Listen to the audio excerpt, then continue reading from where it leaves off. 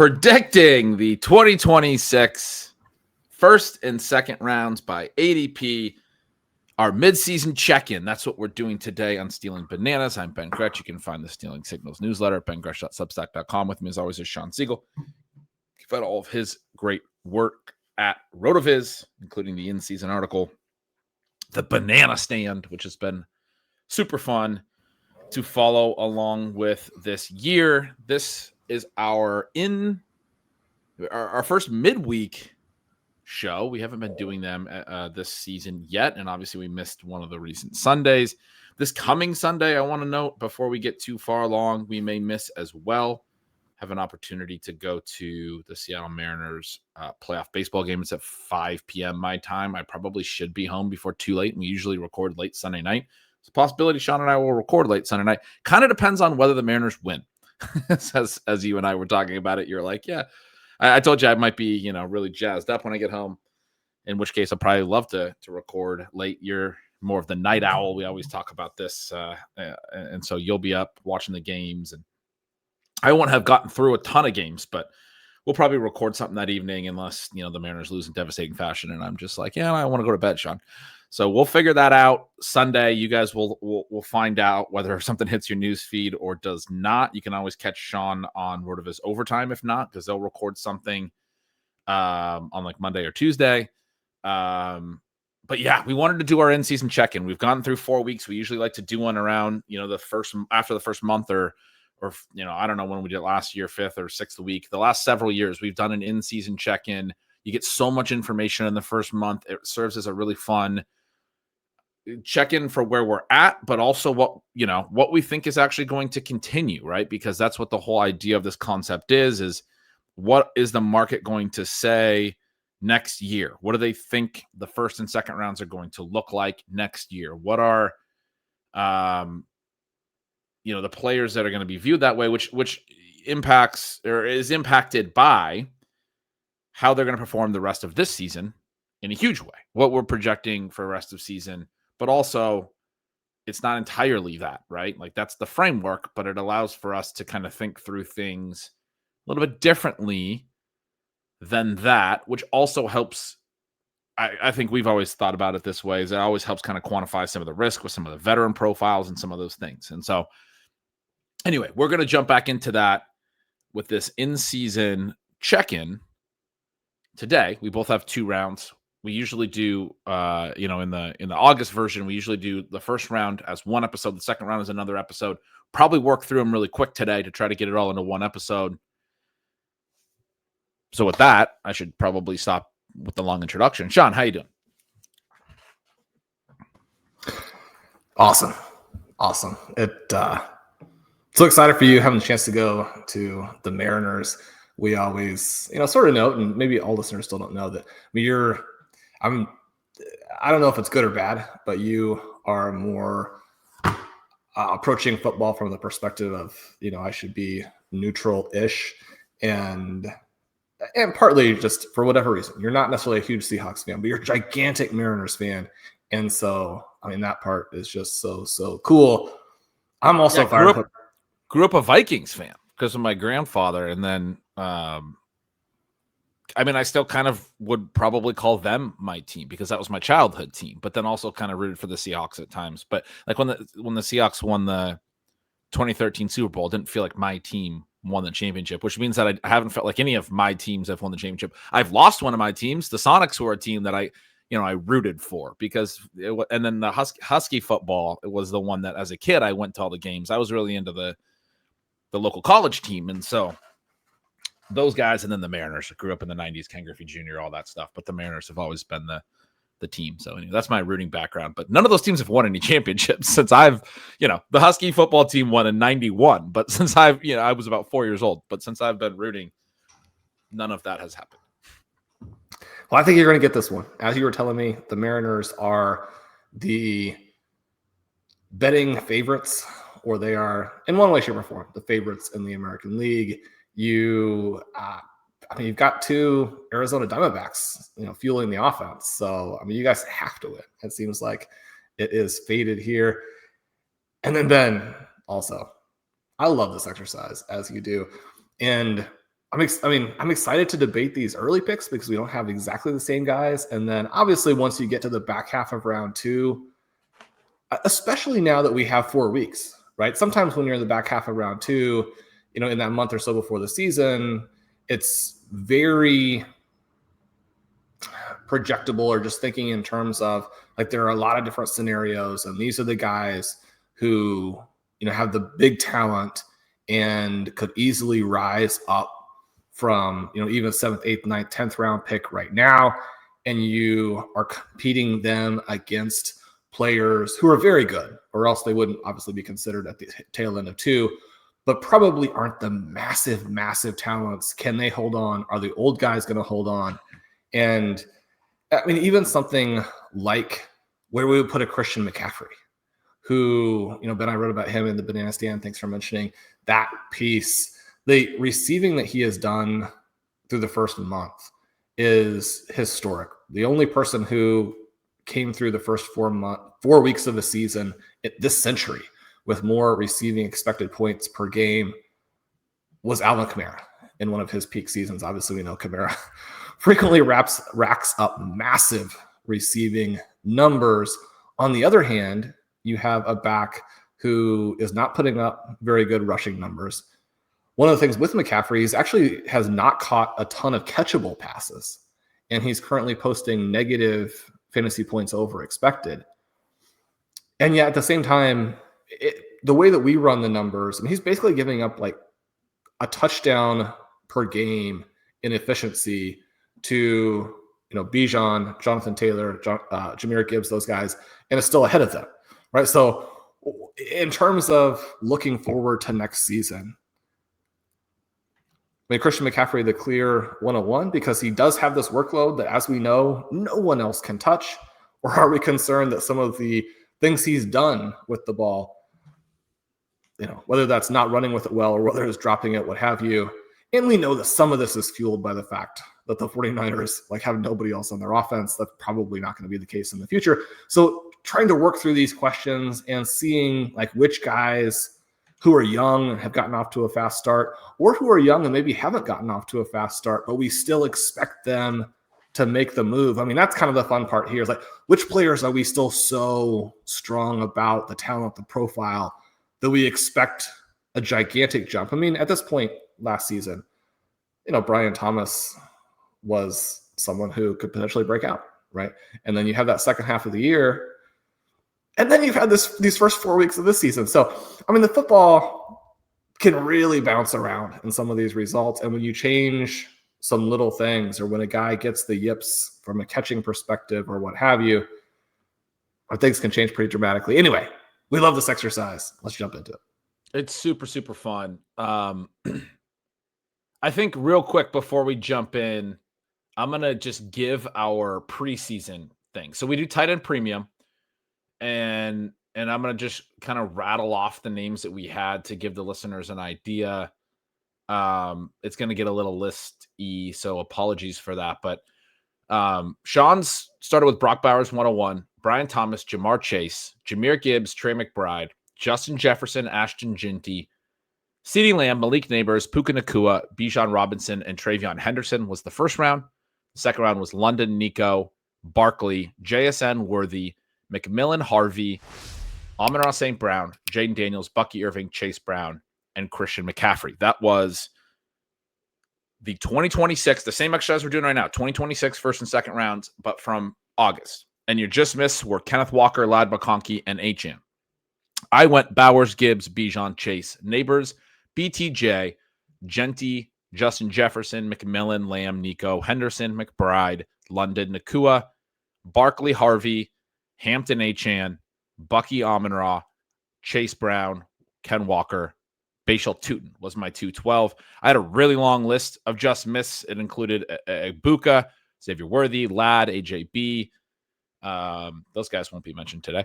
Christian McCaffrey, Waddle, Jalen Waddle was on here. Tyler Warren. It's the tight end color. Colston Loveland, I had Jaden Higgins and Luther Burden there. I had JSN on there. I had Travis Hunter on there, and I had Jaden Daniels on there. So I had a whole third round that I had as just miss, and some of those guys will factor in today in our in-season checkup. It's interesting to see, like, we both had Chase Brown. That's a guy that's not going to come up. As I was just looking at yours, we've already started recording. I realized I completely left CeeDee Lamb out of my current one that we're doing today. So I had to quickly add him because that was completely unintentional. I was really thinking through the receivers that will fit into the second round here. And Lamb is a guy that I would have ahead of them. And so I did add him. But yeah, I think it's interesting to think back at the guys that we were really optimistic about. Like, you had JSN as your 204. I think that's awesome. I had him in my, my just miss. So I was not, anywhere near as clear there. I think that's awesome. And we both have JSN in our lists today, and we'll be talking about him today. It's kind of fascinating. I'm clicking around right now. You had him at your 204. Shawn, your list today, you have JSN at your 205. So somehow his early start has moved him back a spot. But that's just one of those things where, we're doing this. So that balance between, SIS has some different numbers, but he is right there. Just right there behind Puka Nacua in yards per route run. And yet he's way back in scoring because they're not going to throw the ball. How much of that is going to carry over? But I do feel like even in a bad circumstance, JSN has to be in round 2 because he has established. We're not that far away from talking about him as a top 5 wide receiver, and that's really saying something because there are 5 very, very good receivers. Yeah. So let's jump into this year's lists. I felt the same way you did as you were talking through it, where it was really tough to figure out the second round. I have another long list of just missed. Your just missed list is longer this year as well. This right now than it was in the preseason where you only had 3 names. You have 7 additional names. I have 10 additional names now because I had to push guys out to make room for Lamb, and I also completely forgot about Brian Thomas, but I'm going to leave him on the just missed. I guess I forgot about him, but not from the context of feeling like he needs to be on my list. So anyway, let's jump in. The first, I'm going to go with the top 7. I'm going to start right now, Shawn, because it looks like we have the same top 7. We do. Exact same names, 1 through 7, different order. It's 4 receivers, it's 3 running backs. You go Puka Nacua, 101. Jahmyr Gibbs, Bijan Robinson, CeeDee Lamb, Jamar Chase, Jonathan Taylor, and then Justin Jefferson at 107. You still have Chase at 105. You have Lamb at 104. I dropped Lamb in at 107 as I was just doing it right now, ahead of Amon-Ra St. Brown, who will be my 108. That's where I feel like there is sort of a drop-off or an uncertain element as far as, who's the truly elite wide receivers and where will I don't think that really needs a ton of explanation for the listeners. I started with 3 running backs. I do think people are going to want to continue to take the running backs early. Lamb was a really high wide receiver pick last year and didn't hit. Now Chase is not hitting as the 101 this year. I do think there's going to be pushback on this idea that you have to take the wide receivers 101 as opposed to there being like a deeper tier of receivers. And you really got to take those early running backs. And so I went Gibbs, Bijan, Taylor, 1, 2, 3. I think it's going to be running back to start. But then I went Puka 104 as my wide receiver 1, Jefferson, Chase, Lamb. So I had Jefferson ahead of Chase, and then I dropped in Lamb, as I said while we were talking, as my wide receiver 4. But we both go Gibbs, Bijan, Taylor as far as within the running back position. We both have Puka as our wide receiver 1. We both have those first 7 names. Some similarities there. As I'm, we always like to just hit record and work through it. I'm just pattern matching right now as I'm looking at your list in real time. But what are you what are you seeing with those first names? Yeah, no, that's the group, right? And so within that, you probably have a mini tier situation where I think you could make an argument that Nacua, Gibbs, and Robinson they're separate tier, although obviously that's splitting hairs a bit.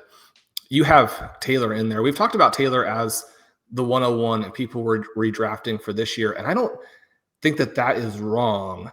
And yet, he hasn't gapped Bijan Robinson. Obviously, those guys trail Christian McCaffrey. He's getting some of the receiving. I think that Taylor might be a guy whose numbers and outlook don't travel quite as well when people take that to the following season, even if he more or less holds up for this year, which I expect him to do, just because he, flukily didn't get in the end zone, didn't get that touchdown last week because of the holding penalty. That doesn't mean we suddenly think, he's not going to hold up. Now, when I say hold up, doesn't mean he's going to score, 22 and a half points per game, or that Bijan will, score 22 points per game. But the profiles in season, how the teams are using them, and then the talent backgrounds, very, very clear cut. Jahmyr Gibbs just below 20. And I mean, Gibbs is better than all of these guys. And pretty clearly that gives you this crazy combination of floor and ceiling. And the excitement factor is going to, play a tiny bit of a role too, especially if the Lions are the best team in the NFC again this year. Obviously, they didn't finish it last season. We don't know how things will move through the 2025 season. They looked very bad in week 1. They looked very, very good since then. I have Puka at 1 because I do think that we look through, and we've had this curse of the 101, which, I think I was telling you a week and a half ago at some point that, like, if we ran the simulations, if you think of the metaverse, if you think about the infinite number of parallel universes, I mean, this is the only one, right, where you would have this curse of the 101 play the way that it has over the last decade or so in fantasy football. And it really has not really mattered very much what the position was. We know that running backs have had a terrible time when they were up top. Jamar Chase is having a terrible time this season. Wrote about him a bunch in this week's article and kind of what the outlook is there. Obviously, we've both moved him down, which is an interesting, secondary discussion because, probably he will have Joe Burrow back. We recently traded for Burrow in Dynasty, and almost certainly with a new coaching staff that probably does a better job, but maybe at the same time, you don't have a season like 2024 where you have all of these shootouts. The thing that I had discussed a little bit about the Bengals as being not likely, but something you did have to at least consider is that the Bengals defense could essentially be so bad, and bad in a way this year where the opponent plays keep away as opposed to last year where they had shootouts. The keep away version of it is much, much, much worse. But Puka, right now for me, he is basically Antonio Brown at his peak or Cooper Kupp at his peak. And because of Kupp's age and how that had worked, we never really got to play him after the massive breakout once he became just an unstoppable superstar. And Nacua probably now is that. Now, we don't expect him to score 27 points per game for the season, but when you watch them play, and even with them forcing the ball to Davante Adams, I mean, this is a guy who is able to get open absolutely at will. And then, the after the catch stuff. So his ADOT, in that 9 range, but you're talking about someone who, in part because of all of the targets, right? I mean, leading the NFL with 50 targets, Chris Olave way back with just 43, but you have the yards after the catch are second only to DK Metcalf, who obviously had the big play last week. The yards after contact are number 1. I mean, even without any sort of touchdown spurt to start this season, Puka scoring 27 points per game. I think the positional stuff will take a back seat if he gaps the non-McCaffrey field by 5 points per game this year. Maybe it all comes back to the pack, but he's set up to potentially do that. Yeah, I think that's a really good argument. I think your point that Gibbs, Bijan, Puka is its own tier, or are their own tier, is valid. I have Taylor 103, interestingly, because of this stuff about the exercise. You said that you thought that his scoring wouldn't necessarily carry over to next year. I guess I think it does. I think he's the kind of guy. Now, maybe it didn't really with Saquon this past year, so maybe I was thinking of that wrong. But the way that I expect Taylor to kind of go on and have a Saquon type season, I do expect people to be really into. And now that I'm thinking about how Saquon started around 103, but faded, obviously, was going 106, 107 by August. Maybe I'm thinking of that a little bit inaccurately, but I was thinking people would push up Taylor for reasons that weren't very valid. The concern with me on Puka as well is nothing to do with this season. It's also the Matthew Stafford thing, right? His back was flaring up all through August, and we don't know if he may retire. I think early in the offseason, when the best ball contest open, people are going to be concerned about that with Puka. Now, if Stafford's still on the roster in August, then Puka will probably be going higher than 104. But I was thinking about that with him when I put him at 104. But I do, yeah. I mean, I was absolutely thinking about this more macro. RBs are going to be favored at the top. And then Puka may have issues with Stafford and a new quarterback or something that may push him down just a touch when I put Taylor 3 and Puka 4. But I agree with you in the 1, 2, 3. And so you have Puka 1, Gibbs 2, Robinson 3. I have Gibbs 1, Robinson 2. And so we both are very, very high on Gibbs there. We're both very, very high on Bijan there. And then also very, very high on Puka. And I think that's a great point there. As you were talking through some of the concerns or some of the thoughts around, I can't remember who, but I was thinking about Chase. We both have Chase here at 105 and 106. He's probably going to have a disappointing season with Joe Burrow out all year. Neither of us is really all that concerned about what that means going forward. You have Lamb ahead of him, and Lamb's been incredible, obviously. It was, going up near the very top going into last year. You still have Jefferson down at 107. I had Jefferson ahead of Chase and Lamb. Jefferson's numbers right now are really strong, even despite really poor quarterback play. I'm assuming you have Jefferson a little bit behind because you're expecting the Vikings to not look great at the quarterback position going into next year. You haven't been particularly high on J.J. McCarthy. And then obviously Chase will be getting Burrow back in those things. But where are you at with how Chase's season could play out and how that impacts the ranking for next year? And then also Jefferson. One of the things in looking back to a couple of years ago that was surprising to me is just how poorly Chase played with Jake Browning, even when Browning got hot, right? Because Browning had the couple games that were exactly what you would expect from a quarterback of his background. And then he went off and actually averaged 23 points per game, which, at this point in the NFL is pretty challenging. 23 points per game over his last 6 starts. This was in a 2023 season where Ja'Marr Chase simply didn't look at all like the guy that we got as a rookie, and then obviously the player who looked unstoppable in 2024. Chase had a lot of games that were outside the top 24 wide receivers. He is a guy who will not exactly drop, but in terms of making plays on the ball, he'll go through these stretches where he doesn't look particularly good. And it's one of the things that Burrow has sort of dealt with is that both Chase and Higgins can drop a bunch of passes. And yet everything else is so spectacular when you have those 3 guys together that they pretty clearly transcend those issues. But you don't necessarily have it when Burrow isn't there. And at this point, the coaching staff appears to be so weak.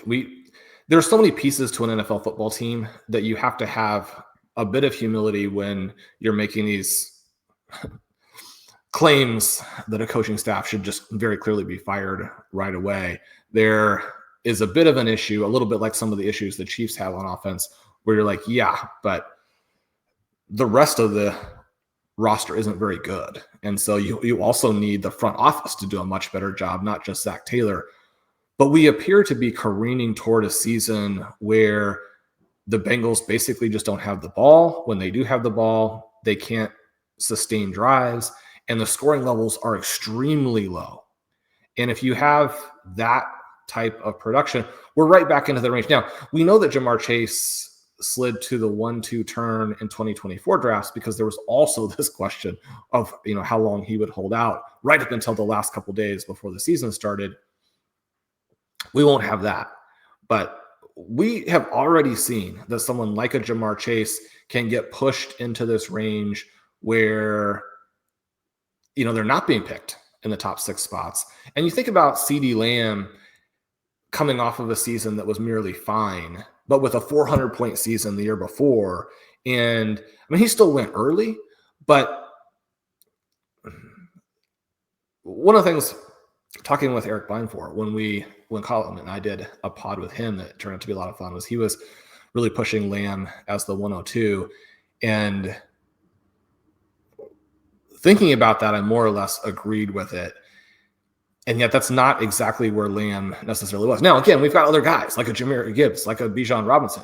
And even we saw what happened with Saquon Barkley, where he has this historic season and people are like, not even in the top 6. So if you have a group of 7 guys here that all in the right circumstance could be the 101, but you have players like Chase who might be, but is actually coming off a bad season. That bad season is going to hurt him, even if the 2026 setup is very good. And then I think the same thing for Jefferson, where Jefferson is the best wide receiver in football. But one of the things that continues to be problematic for fantasy managers is that with the receiver, you have to have the whole thing, right? The receiver has to be healthy and the quarterback has to be healthy. You can make the argument that similar things will happen to running backs if they lose the explosiveness of their offense because of a QB injury. But Jefferson now, especially with Jordan Addison back, how does that dynamic work? What are you thinking, Ben, in terms of what these guys are going to do for each other? Because I think we saw right away again that Jordan Addison is a top 10 wide receiver. So if you have poor quarterback play and neither J.J. McCarthy nor Carson Wentz can play, if you have bad quarterback play and you have 2 alpha receivers who are cannibalizing to an extent, but also making it hard to cover each other, are they going to score enough, A, to help our teams this year, and then B, to put Jefferson up into that conversation with guys like Gibbs and Robinson? I think the optimistic part would probably, for me on that, would probably start with the fact that TJ Hawkinson looks like he's not even going to be a part of the offense, which is unfortunate because we have some Hawkinson stuff. He had 5 targets and 4 catches. They were all checkdowns. They were all late in the game after they were trailing a little bit, and none of it was first read. None of it was like he went out and ran a route. He was sitting underneath. Wentz is reading it out downfield and then threw underneath to Hawkinson. It was all fourth quarter stuff. If I'm not mistaken, all 4 of his catches came in the fourth quarter. Maybe he had 1 earlier. I think maybe his incomplete target came earlier, and then his 4 catches came late because they were all just uncovered, which is to say that as soon as Addison was back in the offense, it was Addison and Jefferson playing off each other. They used early on Addison on the outside to get Jefferson into the slot and get him a lot of good early looks. And then later on, they were able to get Addison going on the perimeter. That doesn't mean that Hawkins is going to be completely worthless or anything like that. But I just think it's important to emphasize, and I did emphasize it in the Stealing Signals this week, that even the 5, I called the 5 targets and 4 catches noise. I was like, this looks like a half decent tight end line. You got to know that this was all non-first read type stuff. It was not within the normal flow of the offense. It was what Jake Ferguson's been doing when he's having his 13 catches, where it's just everything's underneath at the end of the game of, the wide receivers. And it felt very similar to that Cowboys passing game when they had Lamb in there, where it's like, yeah, they're throwing to Lamb, they're throwing to Pickens. And then when they're trailing and they're coming from behind and they're throwing a bunch, they're throwing underneath to Jake Ferguson. Hawkinson should not be treated like Jake Ferguson, who, by the way, people who have Jake Ferguson are listening to this and they're mad at me because Jake Ferguson's dominating in fantasy scoring. But the idea of what the Vikings will be and how they will go forward is, to me, pretty quickly in week 4, it felt like was those 2 wide receivers are going to play off each other. And as good as you just said Addison is, and I believe he is, Jefferson is better. Because he's the best receiver in the league, as you just said. And he's scoring. And having Addison just makes it so that he's going to be able to score that much more. In the same way that I think Lamb looked incredible early on, in part because you do have Pickens there to help draw the coverage. And those things I do think are very real when you have a receiver the caliber of George Pickens or Jordan Addison. It allows a receiver the caliber of CeeDee Lamb or Justin Jefferson to just be that open and that good. Now, the quarterback play is going to hold it back, but I just think Jefferson's going to look so good in all the advanced metrics and yards per out run and all of those things, that people are still going to be very confident that Justin Jefferson is not anything less than a superstar. And that's going to, I mean, you have him at 107. I have him at 105. Neither of us thinks he's anywhere but deserving of being very high up in this. But yeah, I had him as my wide receiver 2 ahead of Chase and Lamb. You had him as your wide receiver 4 behind Lamb and Chase. And so we have a little bit of disagreement there. That's our top 7. As we move forward, I was looking through a little bit as you were talking, and it's always remarkable to me how similar some of our stuff becomes in these. I'm going to hit on some of the ones that we do have similarly. You talked about McCaffrey a little bit. I've mentioned our top 7 so far. We both have McCaffrey 109. We have different 108s. We both have McCaffrey 109. We both are approaching McCaffrey the same way we've approached McCaffrey every single time we've ever done this exercise for like 5 years, which is to say he's pretty old, but also he scores so many points that we're just going to put him at 109 or 110 or 111 or 108 or something like that. I think there was one I looked at from a few years ago where either me or you, I think me had him 101. But yeah, for the last several times that we've been doing this, it feels like we're just throwing McCaffrey in the back half of round 1 and saying that's an answer to the question. I mentioned you have JSN 205. I have him 110.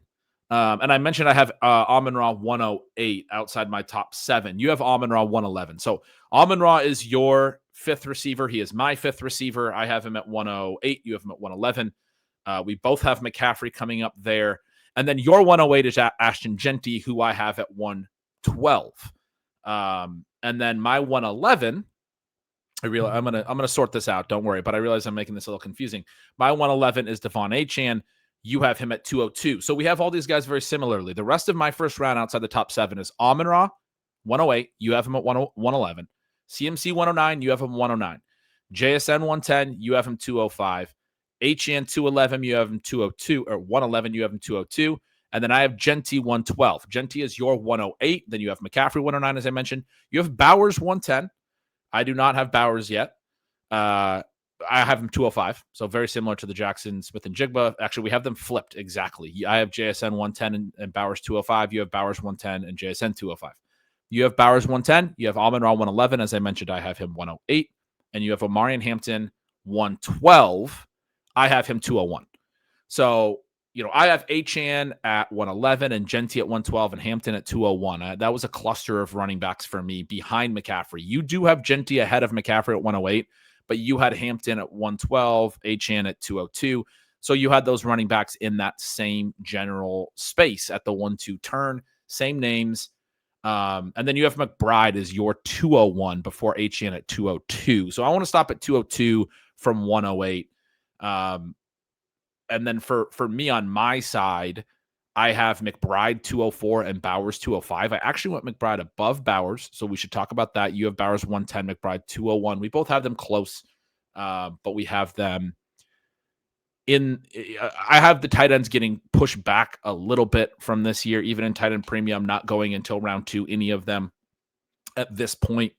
You have Bowers still settling into the back half of round 1 and McBride right there at 201. So you have both of them higher than I have both of them ranked, which is not, a surprise that we have them tied together a little bit in our rankings.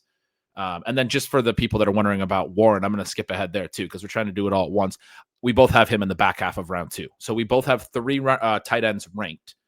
But yeah, that's sort of the 108 to the 202. And we have a lot of the similar names there. Amon-Ra, CMC, Jeanty, Hampton, Achane. Any thoughts on those guys and that we should highlight before we talk about some of the discrepancies?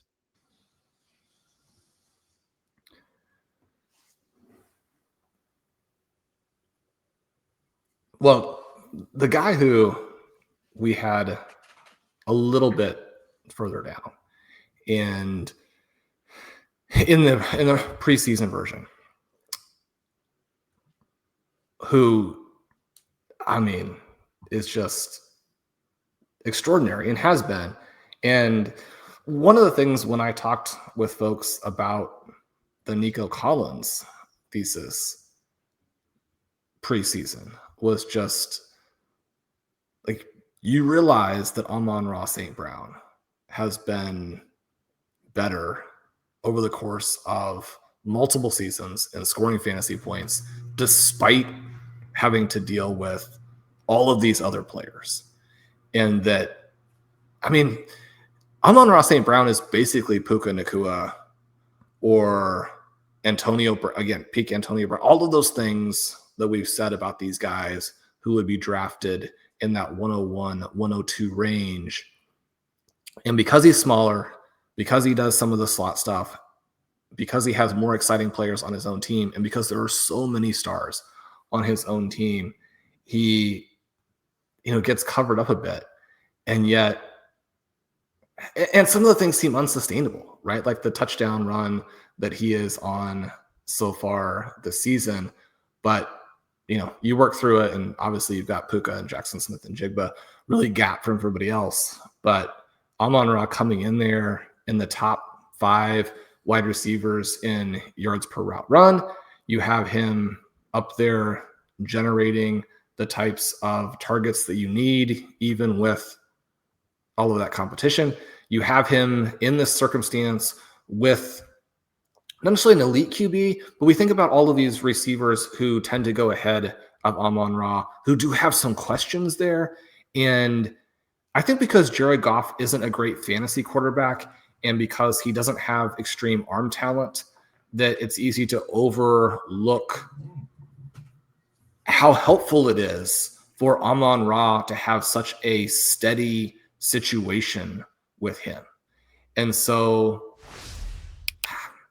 and I think that I want to cut in there because that's the part that I think has been hitting so hard with the new coordinator and the lack of Ben Johnson. If you really think about what's happened with the Lions so far, the way that I'm internalizing it is they talked all offseason about wanting to feature Jameson Williams, and they did that a ton in week 4, right? They threw the massive area numbers. But no production.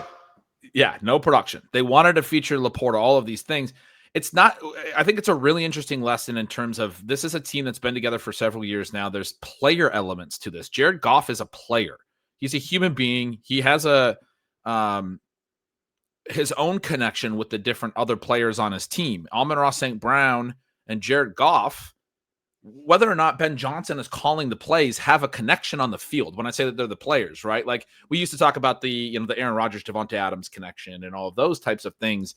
One of the things I think happened after week 1 is they go back to the drawing board a little bit and they go, okay, what can we go to that we know works in some of the situations? And there was a key play in week 2 where they got the really good Isaac Tesla catch, one-handed catch down the sideline. He's ruled out of bounds. They review it. He's ruled in bounds. They run 10 seconds or whatever. They line up, and the clock should have been running. They should have had to run up and spike it. But because the official called a dead ball initially, it set them up in a situation where they were going to be able to snap. The clock was going to get wound after the review. They were going to be able to snap it and run one play to the end zone. And what do? Even though everyone knows this is what they're going to try to do, Amon-Ra St. Brown runs 3 or 4 yards into the end zone, a quick stop back to the front pylon, and Goff times it up perfectly and throws right there. And you see that the DB doesn't even react because the time, the quarterback is throwing with anticipation, as we say, right? Like he knows exactly where Amon-Ra is going to break. He puts the ball where Amon-Ra is going to be before Amon-Ra makes that break. He doesn't have to see it like some of the young QBs because that connection is there because they've run that route so many times together. And it's an easy touchdown is what it comes to on a play that the defender is like, the only thing I'm stopping is the quick, easy throw to the end zone. That's they don't have any more timeouts. And the only way to have stopped it would have just to have 2 guys out there double teaming him and holding him off the line. That was the only way you could have stopped it. And that's the thing that Goff and Amon-Ra have, that even as they lose an offensive coordinator, they get into that situation. Okay, what are we going to do? We don't really have time to figure it all out. We'll go to the thing. Goff's thinking, I'll go to the thing that I go to in these situations. It doesn't matter if you build the whole offense around Jameson Williams' deep shots. When you get in that situation, you're going to Amon-Ra St. Brown. When you get in the 4th and 1, they had one of those either week 2 or week 3. They ran a little bit of like a slot fade to Amon-Ra, and he threw it up over his shoulder. It was the game in Baltimore, I think, in week 3, and Amon-Ra caught it over his shoulder. It's like that 4th and 1 play, his go-to guy is Amon-Ra. It doesn't matter what Ben Johnson's impact is or the new offensive coordinator's impact is. So that's, I think, been the big story with the Lions so far this year, is just that Goff and Amon-Ra had something that probably I think I overlooked a little bit this offseason. And as we talked about all the different stuff, obviously like we talked about this team a ton. I was sharing that opinion that you mentioned of Amon-Ra being so good with all these good players last year, and we talked through that a lot in the offseason. But I still didn't really want to take him a ton. I wish I would have thought more through the offensive coordinator change, forcing the players on the field to rely on the things that they can win on and they feel that they can go back to. And for Goff, I think that is Amon-Ra. So anyway, I think you hit on that really well. Talk about having Jeanty at 108 ahead of McCaffrey. I had him back at 112 behind Achane. I almost put Hampton ahead of him, to be honest. I ended up putting Hampton one spot behind him at 201. You have Achane 202. You have Hampton 112, as I said. We have those three young running backs in a little bit of a different order. But you have Jeanty higher. They lost Colton Miller this week, the left tackle. He had the really big explosive game. I guess I'm concerned that the stuff we saw in the first few weeks is going to crop right back up even after the big week 4. What are you thinking about what we saw in week 4? I think that's who he is. Now, he's not going to have that big a game every week, but the things that we sort of raved about when we did the Sunday night show, those things are going to show up. And so you have this violent, extremely athletic back who is the focal point of the offense. One of the things that's interesting about him, now you have, the big week 4, and one big week at this point in the season is still going to skew some things. But even with the first 3 weeks, the people were beside themselves about how bad he looked. I mean, he's still at 2.6 fantasy points over expected for the season. The EP numbers down there below 13, I say those have to rise. And structurally, there are some concerns, but I do think they want the offense built around him. I feel more comfortable that when we talk about this Raiders offense basically being two guys, being Jeanty and Bowers, and both of them disappointing through 3 weeks, and then Jeanty coming out in week 4 and being what he was supposed to be, we're going to have a lot more weeks like that from him. We're going to have a lot more weeks like week 1 from Bowers, or the Raiders are more or less going to lose out and everybody's going to get fired again. I mean, this is not a particularly stable organization. And so those things are on the table as well. But I think for the first 3 weeks, you have this situation where because he played poorly, because he's in a bad offense, and because he was a small school guy, that suddenly people are really nervous about what the profile was. I guess for me, I wasn't that nervous about it yet because people arrive at on slightly different schedules. Although the guys drafted in the top 10 who are supposedly that athletic tend to have the schedule be pretty accelerated. And just, I didn't think that it was faulty. And you can even go and look at what he did against the good teams that they played. And just an extraordinary prospect. And so I think for him to not have it, and as soon as you have some good games, you anchor back to that, right? So the fact that he was being drafted in the first round this year will help him for next year. The fact that he was a top 10 pick will help him for next year. The fact that the Raiders don't have a ton outside of him and Bowers. Now, Jacoby Myers, perpetually underrated. Will they be able to unlock him? The Raiders still have a lot of questions. I mean, basically all that they've done is get a good game out of Jeanty and one extraordinary game out of Trey Tucker, and otherwise they've looked bad. So there's still a lot for them to evolve with through the season. But I think one of those things is just riding Jeanty, and it's easier to do that with a running back than it is to do with a receiving tight end. And so if we're talking about risk and we're talking about ease of getting the ball to your superstar across the last 3 quarters of the year, I think there's less risk with Jeanty than there is with Bowers. But you have Bowers 110. So talk about having him still ahead of McBride, who you have at 201. And your ranks at the tight end position suggest that you expect those guys to be really strong the rest of the year. I think we both think that about McBride probably.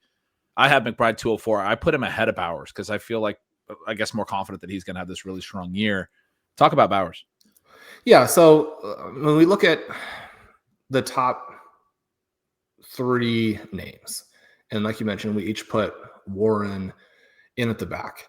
And Warren is in that similar situation in some ways where he actually has to, a similar situation to guys more like Amon-Ra and like Justin Jefferson, where competing with a variety of good players on his team. Jonathan Taylor, very, very good. Michael Pittman having this bounce back season that we talked a lot about in the last sort of 3 weeks before the season started. Obviously, we feel pretty good about having made that call, at least to this point. Things could turn around. But when you think about how disappointing McBride and Bowers have been, when you think about how good someone like Tucker Kraft has been, when you think about how good someone like Jake Ferguson has been relative to expectation, when you think about how good Kyle Pitts and Juwan Johnson have been, again, relative to expectation, the top 3 guys in yards per game are still Warren, McBride, and Bowers. Bowers is, right there with McBride, even though he feels much more disappointing, in part because it's still very easy to see what Trey McBride is going to be able to do. It's easy to see that Kyler Murray can't really throw the ball, and that the successful plays to Marvin Harrison are somewhat forced and somewhat fluky, and that they require a lot of bad plays to get to those good plays. Whereas McBride is just always the answer underneath. Then he can run with the ball. You could throw it to him down the field. McBride has basically done nothing to this point, and yet he's not scary, maybe in the way that a Bowers is scary because of some of the things that the Raiders have done. And yet the big problem that we're still staring at right now is that these guys are not scoring touchdowns. And Tyler Warren has also not scored a receiving touchdown, right? When you think about what they're going to do if we get that, and I think it's fair at this point to say, it's a concern, right?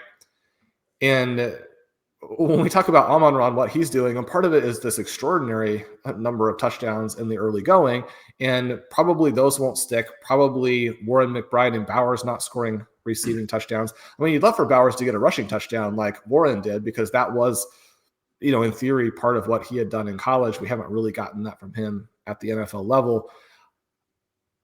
My thesis here is that when we know the background of these guys, and then we look at the first month, which has been wildly disappointing for McBride and Bowers, less so for Warren because he's a rookie, but you think about them still being up there at the top, even in what is certainly not the best case scenario. I guess I just expect them to really pull away as the season goes. I mean, their disappointing production that still has them at the top is going to move in one direction, and the numbers for Kraft and Ferguson and Pitts and those guys are going to move, very meaningfully in the other. And then you're talking about, like, can Hunter Henry maintain a fluky, touchdown rate? Probably not. And in a bad season, if these guys separate, it may turn out to be a bad season. We're going to get a separation from those 3 guys to the top that is so meaningful. And then also the talent situations for all 3 players is so clear. I think even if there's frustration, one of the things that you have with these guys, and again, specifically McBride and Bowers, who are more expensive, is that you run the risk of burning a lot of the true believers.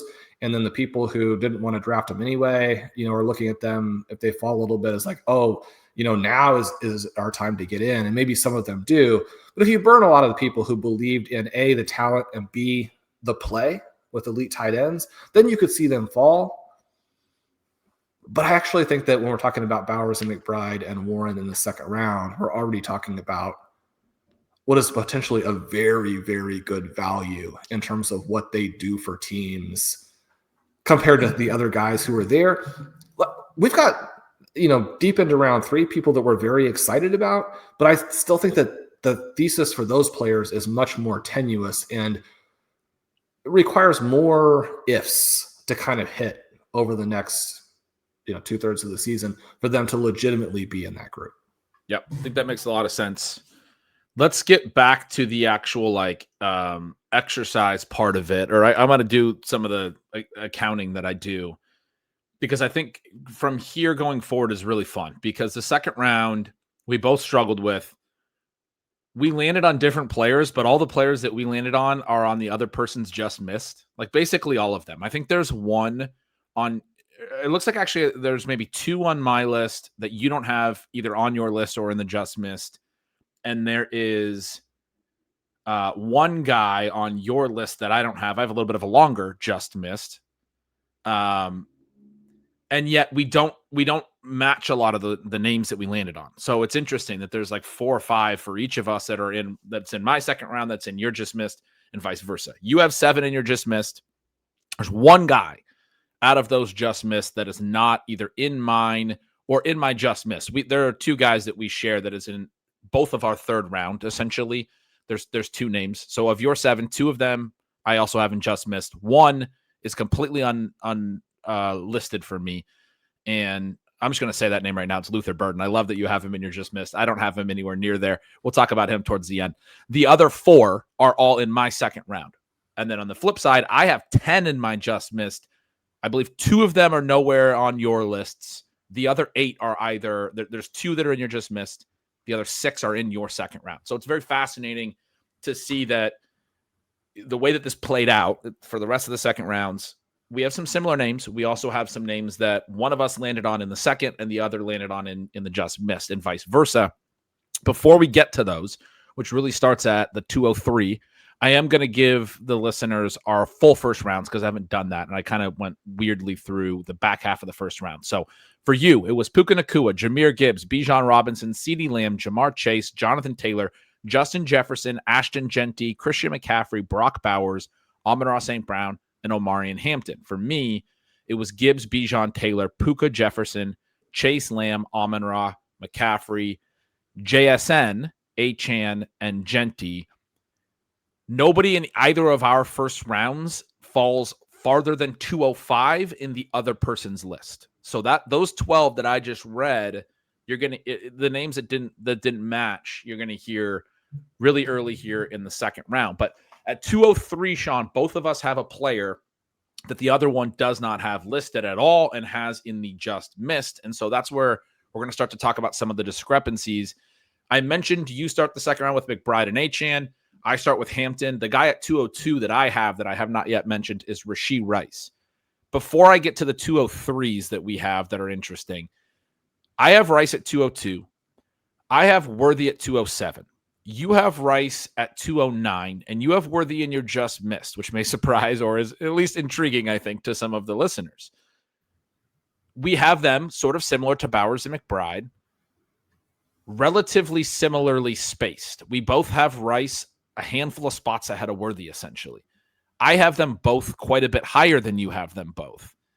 I did want to talk about that a little bit from my perspective on that, which is basically everything that you wrote in your 10,000 word Kansas City Chiefs piece is about to happen. We just saw in week 4 that Xavier Worthy completely changed the offense. And I think when Rashee Rice comes back, what we're going to see for the people that are listening to this and trying to glean actionable 2025 takeaways, what we are going to see is a Chiefs offense that is going to make a massive impact on the 2025 fantasy season.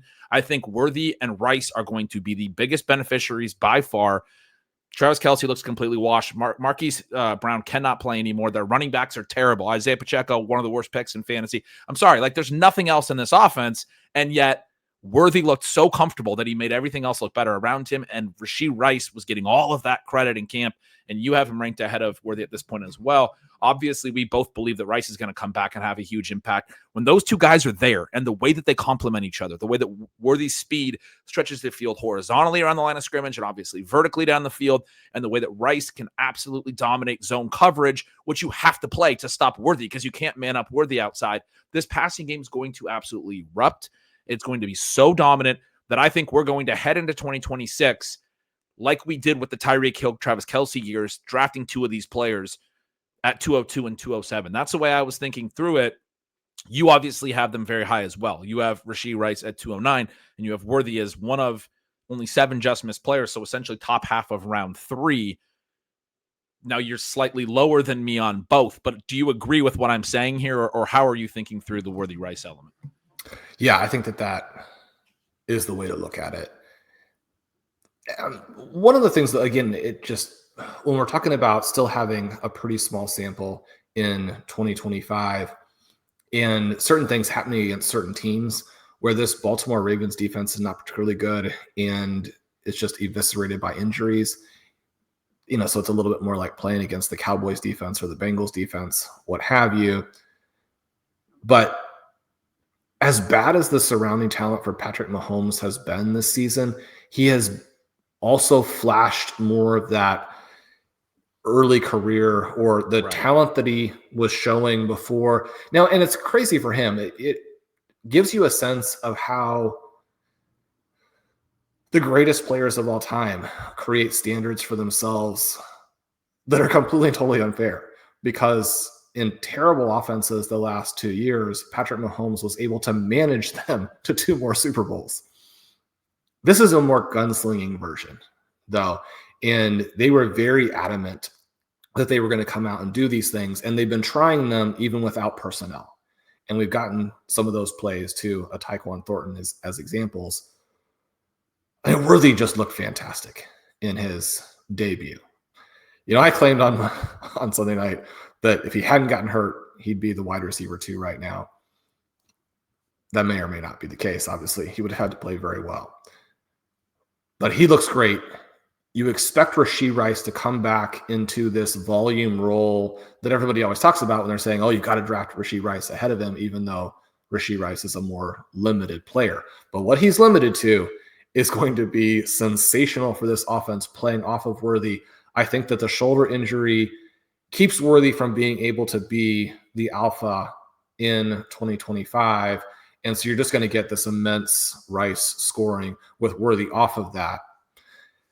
I think Worthy's going to be so good, and then he's going to get shoulder surgery, and people are going to come back and be like, well, year 3 Worthy's got to be a 2nd-round pick. That's what's going to happen. We'll see.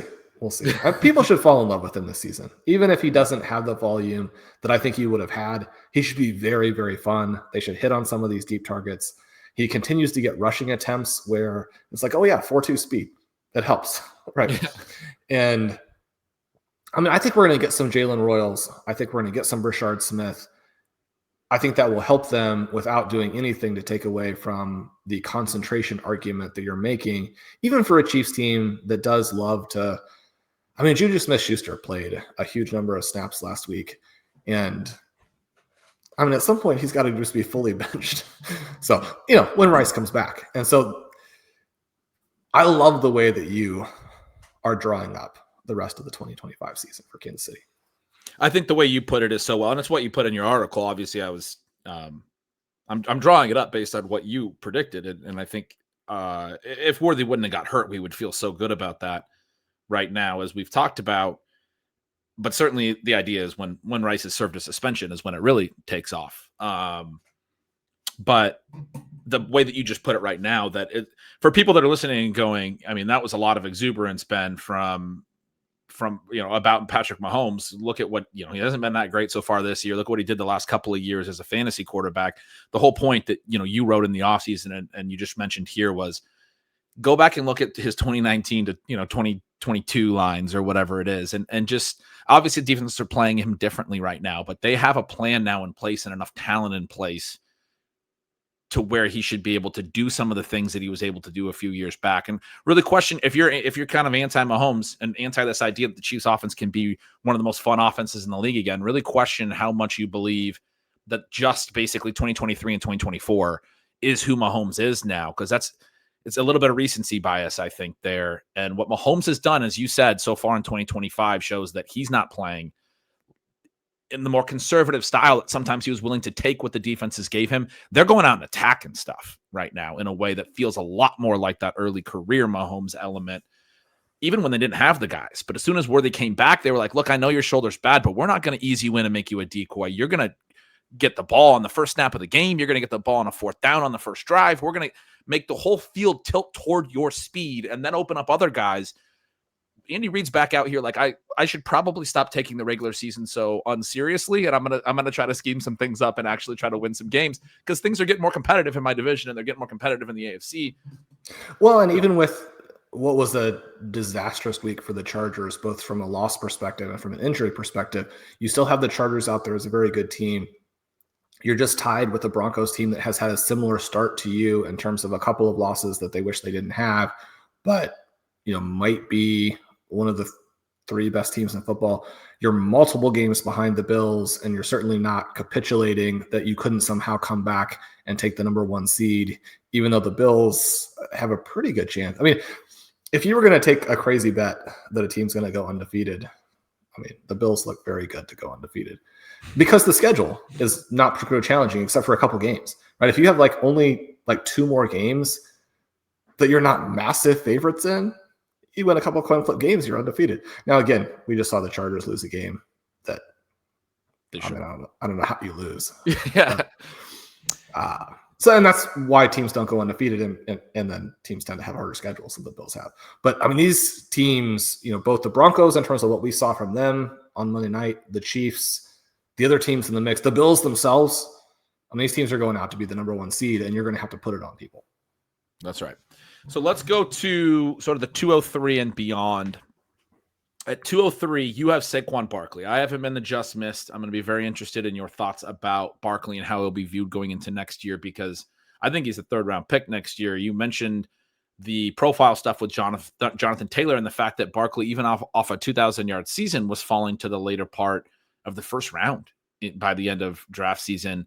And then the rushing efficiency hasn't been there so far. Now he's been catching passes. So probably I'm thinking about this a little bit too negatively about Barkley.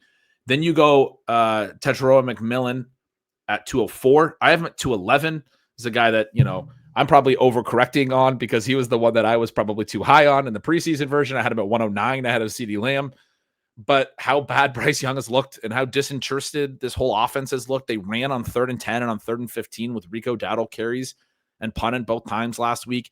Bryce Young threw a ball away on a 3rd down where, he had time and he could have just put a ball up there. It's 3rd down. They punted on that. I mean, this team doesn't even look like they want to try. I wrote it up pretty negatively in the Stealing Signals this week that, I think speaks very poorly about David Tepper as an owner, that basically every coach that comes in there winds up looking like this at a certain point. I don't know what's going on with Canales. I thought he looked like a very positive guy from a culture standpoint going into last year and through most of last year. And at this point, it's like I don't know. For me, having McMillan all the way back at 211 is about the Panthers and is about where they're headed. You have them at 204. You have Jackson Smith and Jigba at 205, which we talked about. I have at 110. You talked about for him that it's a little bit about the offense, and they will probably have Clint Kubiak back. They're not going to fire a first-year offensive coordinator for the 2nd straight year, and things are looking very promising in terms of the way that they want to run their offense. And so you do kind of have that pass volume element that you talked about. I think is a very good counter argument to me having JSN all the way up at 10. Barkley at 203 for you. For me, my 203, 4-5 is Malik Neighbors 203 and then McBride and Bowers. I already talked about having the tight ends there. Neighbors, I originally, when I finished this exercise the first time, had in my just missed. And then as we had got on the call, before you had dropped in your information, I was like, I think that's too low on Neighbors. But I understood the idea of putting him in the just miss, in part because, what is Jackson Dart going to look like after year 1? They're probably going to have a new coaching staff, and then he's coming off an ACL.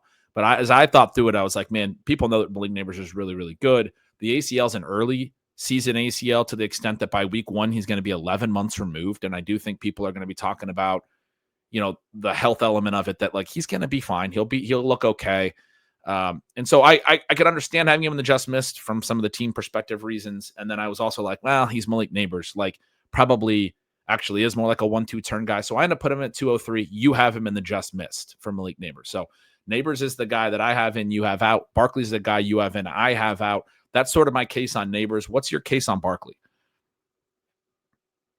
So one of the things that I wrote up under the headline of sometimes the stats are weird is that a year ago, Barkley's evasion rate of 12% was still pretty bad, right? And that was one of the red flags for him coming into last season, but he averaged 2.9 yards per carry, both before and after contact. This year, he's averaging 3.1 total, even though his evasion rate has actually jumped up a little bit. His stuff rate has jumped from 17% to 27%. The Eagles' offensive line still ranks number 5 overall in run blocking points earned, according to Sports Info Solutions.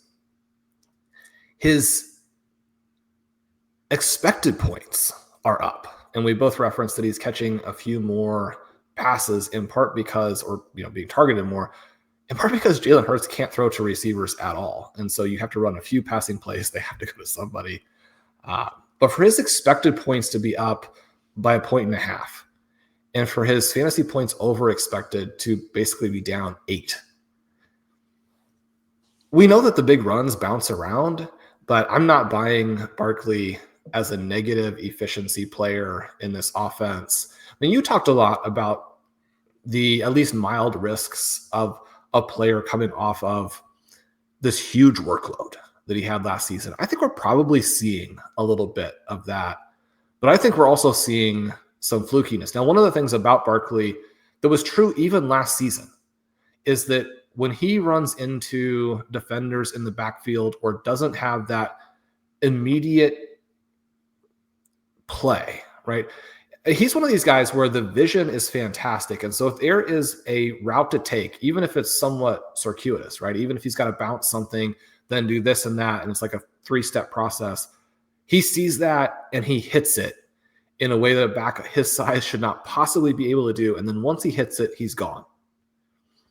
When he doesn't have those things, he goes down pretty easily, right? I mean, he's not Marshawn Lynch. The guy's just tackling. And we've seen a lot of just being tackled so far this season. I think even if he isn't quite what he was last year, maybe because of the workload, and, you know, the Eagles, again, lose their offensive coordinator. They had the epic meltdown over the second half of 2023. They have to consider that that's very possible that they will have it again this year, right? They were 8-1, I believe. They almost lose out. They're 4-0 now. People are making the excuses of you just have to win. The meltdown is possible, but I think they have to be trying to come up with solutions. They can't be sitting in their own meetings and be like, the things that we're telling reporters are true. All you have to do is win the games.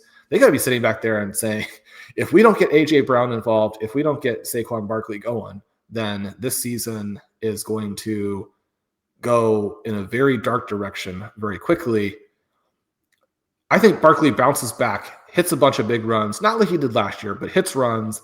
And then even as an older back who doesn't have the perfect fantasy profile, I think in the same way that this offseason, people were pointing out that there were profile issues, you might get a little bit of that in the opposite direction next year if they can keep the EP numbers this high. That maybe there are good things from a profile perspective, and it's Saquon Barkley. Like, how out on Saquon Barkley do you want to be in the Eagles offense, given what we have already seen? A little bit of this case that is similar to the CeeDee Lamb case, similar to the Jamar Chase case. Now, it's different with a running back. It's certainly different with an old running back, but how out can you be on a 400-point player who is one of the biggest talents of all time?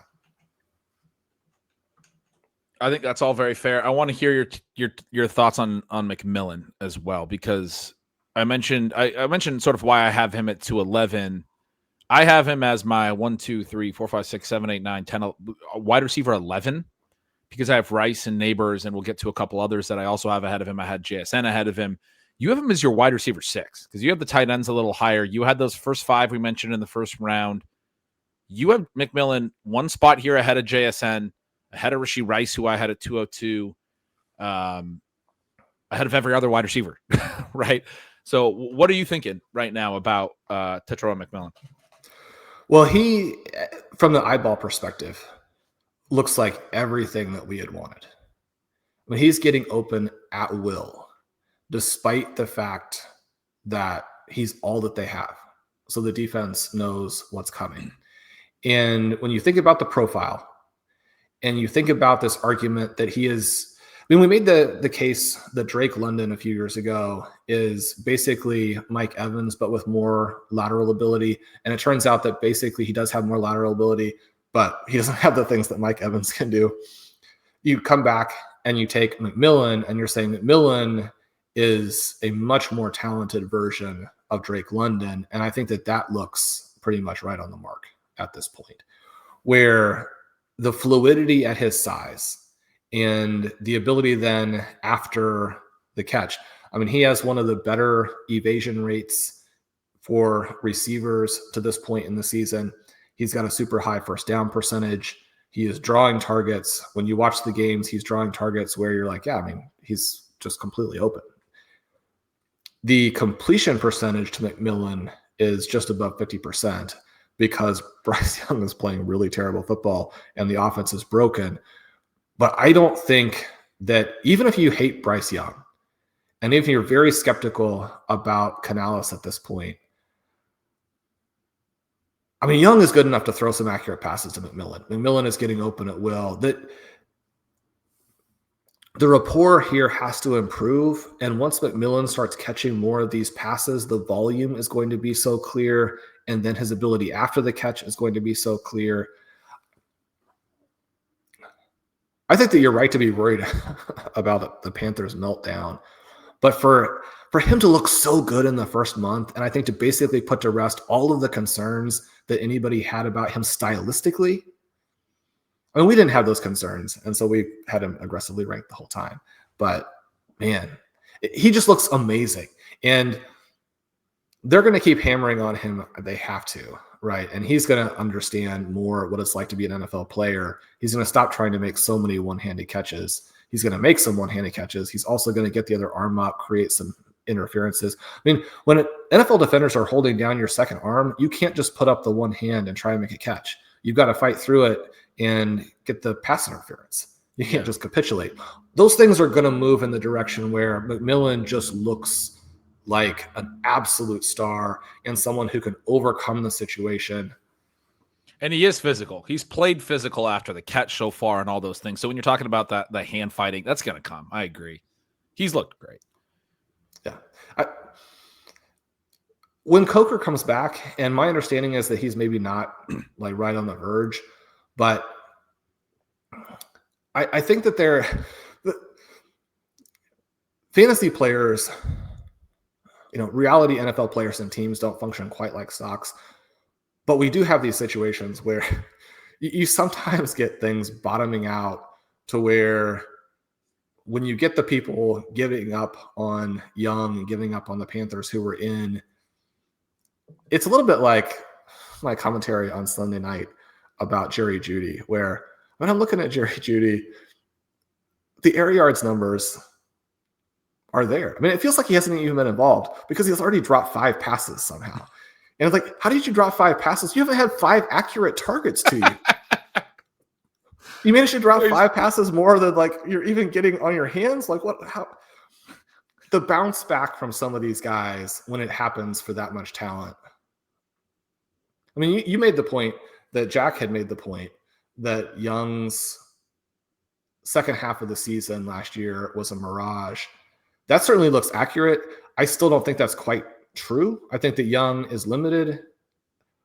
I would echo your points about how they played the last game, where it's like the least you can do for yourselves and your fans is to fight. Yeah, that's very disappointing to see the give up. That's what's this too much in the season too. We're just week 4. It's Yeah. not like you're giving up in week 15 because the whole thing has been a disaster. You won the previous week by a lot. That's been the weirdest part for me is the effort stuff. And I'm definitely at this point in the season overreacting to week 4. The Jack thing you mentioned, Jack Miller from ETR, great notes from Pete Overzet's Truth Serum video. I had told you about that. I thought was a strong case, and so you and I had talked about that, I think, a little bit more privately than on the show. But yeah, that's the way it's looked. But it's interesting to hear you kind of give the counterpoint that you think this is a situation that could rebound in a big way. It's nice to hear that optimism about the Panthers, who certainly at this point look like, I mean, they look like one of the 2 worst teams in the league. You can't call them the worst team in the league because the Titans exist, but they do look like one also of because they shellacked one of the other worst teams just a week ago. That's also true.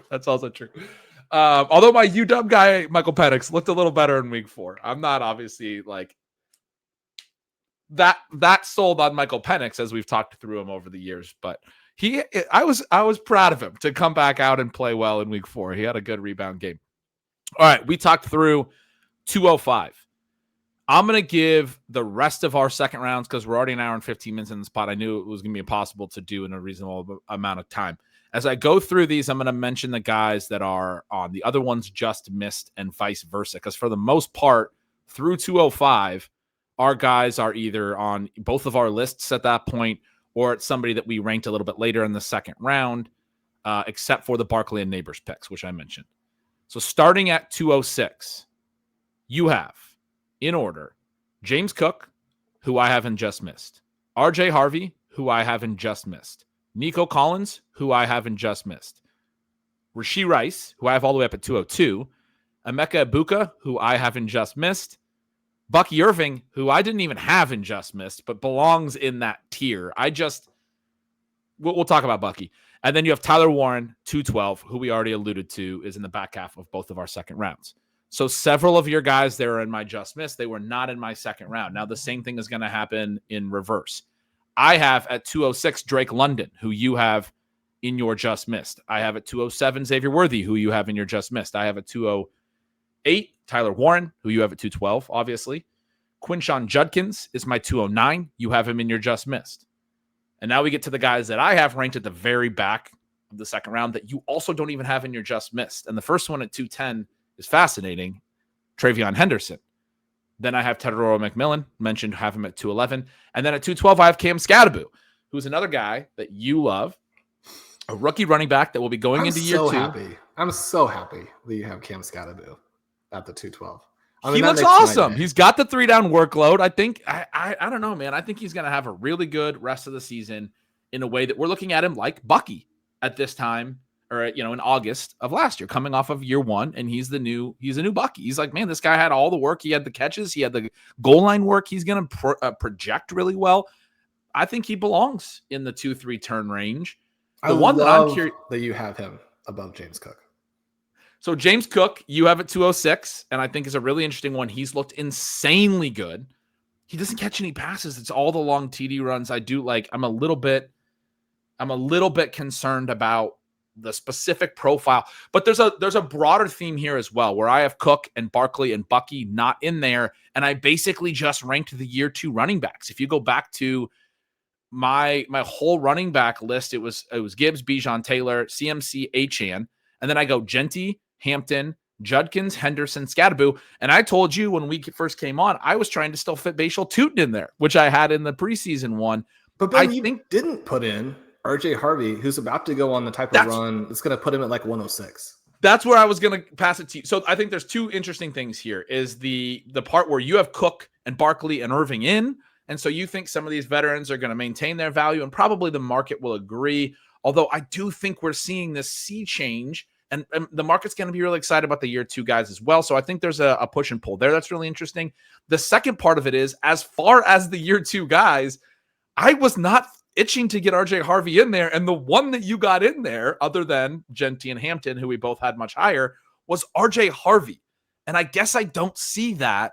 That shocked me that you don't have like as much love for Travion Henderson at this point, but you still feel that RJ Harvey is about to go on this massive, massive run. So talk about RJ Harvey. So first of all, I did want to mention that Henderson was in my just missed, and then I felt like I had to delete his name.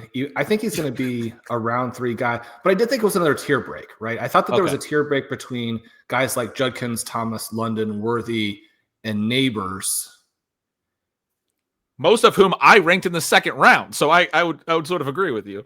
Yeah. So a tier break there. And then I've got the 2 Bears receivers in the just missed, because I think one of them is going to be clearly in round 2. And I think the other guy will probably be clearly at the 3-4, but I don't know that we know for sure who it is yet. So Adunze is one that I also have he's one of the ones that we matched a just missed on, but he's your final just missed. Anyway, continue. So the Harvey deal, and I've written a couple times now in the Banana Stand article about sort of this trajectory for Alvin Kamara. And Kamara did break out fairly quickly, but he didn't get hardly any rushing work through the first month. It was mostly receiving based. Now we know Alvin Kamara, obviously one of the greatest receiving backs of all time, and someone who scores a lot of points through that. The thing that got me so excited about Harvey is that in week 4, I think we moved in the direction where we could see that he's going to be the receiving back. And we had some notes along those lines. I hadn't necessarily seen this. At some point, I think that you told me that you had seen something maybe in the coach speak or maybe somewhere else where that he could be like their Darren Sproles. And I'm like, it's not exactly the same type of thing. Harvey is a much, bigger back who also is just going to have a lot of carries. But if you're telling me Darren Sproles on top of what the other things RJ Harvey does, I mean, that's obviously pretty exciting. Shout out Danny Heifetz from the Ringer podcast, who is the one who mentioned that to me, just a buddy that we were chatting. But anyway, continue. Very nice. Yeah, he's awesome. The deep target that they didn't connect on last week, then I did point out in my piece that when he scores his receiving touchdown last week, it was like play 73, right? There were 10 teams that didn't have 60 plays. If you are in one of these situations where you don't have the play volume, which they did not have the previous week against the Chargers, right? They were one of the teams. They were below 50 the previous week. You can easily envision a scenario where that receiving touchdown never happens and we don't have the same amount of enthusiasm. But when I'm thinking about I believe it was a 50-yard run in week 1 and thinking about the receiving workload in week 4, and maybe you have to have a little bit of optimism that the week 4 Bo Nix is the real Bo Nix, but certainly with what we got the second half of his rookie season, what they think about him, how just determined and relatively accurate, just how dynamic Nix actually looked in week 4. Now, again, it's against a terrible defense, and so it's a little bit of an apples and oranges versus some of the other things you're going to face. I think that we could get the rest of the way. Now, they're not quite set up like this currently, and so you're going to have to claw some points back. But I think they're set up to do that 2017 Saints situation where Kamara and Ingram were the overall RB3 and RB10. Now, that would, again, pick out the very highest ceiling outcome of that combination of guys. Maybe you want to pick out one of the lower ceiling outcomes of that. Because one of the things right now is that J.K. Dobbins is performing extremely well, and they don't seem like they have a lot of push in any way, shape, or form to get him off of the field as a rusher. But if Harvey is taking the high-value touches, and if he ends up being the best back around the goal line, which I think is almost inevitable, and the Broncos are good, I mean, RJ Harvey's fantasy outlook heading into next season is going to be through the roof. I actually think that he's got to play pretty poorly to not push to that 1-2 turn, because what he does is just so valuable and he is so electric. And it's interesting to see from my perspective here, some of the offenses that you're really excited about, because I know you're really high on the Broncos. You mentioned having both Burton and Adunze there, and you wrote really favorably about Caleb Williams after his week 3 start in the Banana Stand article where you did some quarterback tiers. You had him in a range where I was like, Sean he's been sick for a while. He is on way too much Dayquil at this point. I don't know what you're mixing over there as far as the cough medicine, but you had Caleb Williams in a tier with the 4 stars, and it's just a 5 tier now. I think that's crazy, but you're usually right on these things, but I'm just saying, I thought that was aggressive, but I think we see that in terms of your rankings here, what offenses you think are very strong. It's also interesting. You have both Egbuka and Bucky Irving there. I had them both sort of outside that, or I mentioned I didn't even have Bucky at all, but I added Bucky as we were kind of talking through, even behind my just missed. I have a long just missed. I disagree with you on, I guess, probably where the tier break is, because I think there's names that you don't even have. Like, I have a just missed Garrett Wilson. You don't have anywhere. I mean, if they got a different quarterback next year, Garrett Wilson actually needs to be in our second round. I mean, he has looked insane. He had 2 touchdowns, and the first one was a very soft push-off call. And then the announcers are just talking over and over again where it was a moot point because his feet weren't in, and they're showing replay after replay that his feet were in. And I'm like, do you guys understand football? And then eventually one of them's like... The funny thing, too, was that they had stopped paying attention, which, I mean, I'm not criticizing them for this. So, like, you and I were doing this game and talking with each other, we also would not have been paying attention. But they waved it off as it happened. But then when they announced the play, the official had already changed it. He's like, it was a touchdown. It was also offensive pass interference. Which it wasn't pass interference. Every replay did not show a full extension. There was maybe a little bit of a push off, but it's always about whether or not the arm gets fully extended. I thought it was a soft call. I thought it was, and I'm not even like on Wilson. I'm hoping Wilson doesn't bury me at this point in all the leagues, because I don't have a whole lot of Garrett Wilson, but I was like, that's not a good call. That's a really nice touchdown that got taken away by a pretty soft call. that I think could have just went the other way and could have been a no call. And then he comes back a little bit later and just like mosses a dude and gets his feet in and has a different touchdown. I mean, he looks like everything we were saying through the first couple of years, that this guy is just at the very, very top. And then I told you he was going to do the thing with Justin Fields that DJ Moore did. Yeah, and I kept saying I thought his career path was a little bit more like Moore's, where even when Moore hit, we don't think of Moore as like the elite talent.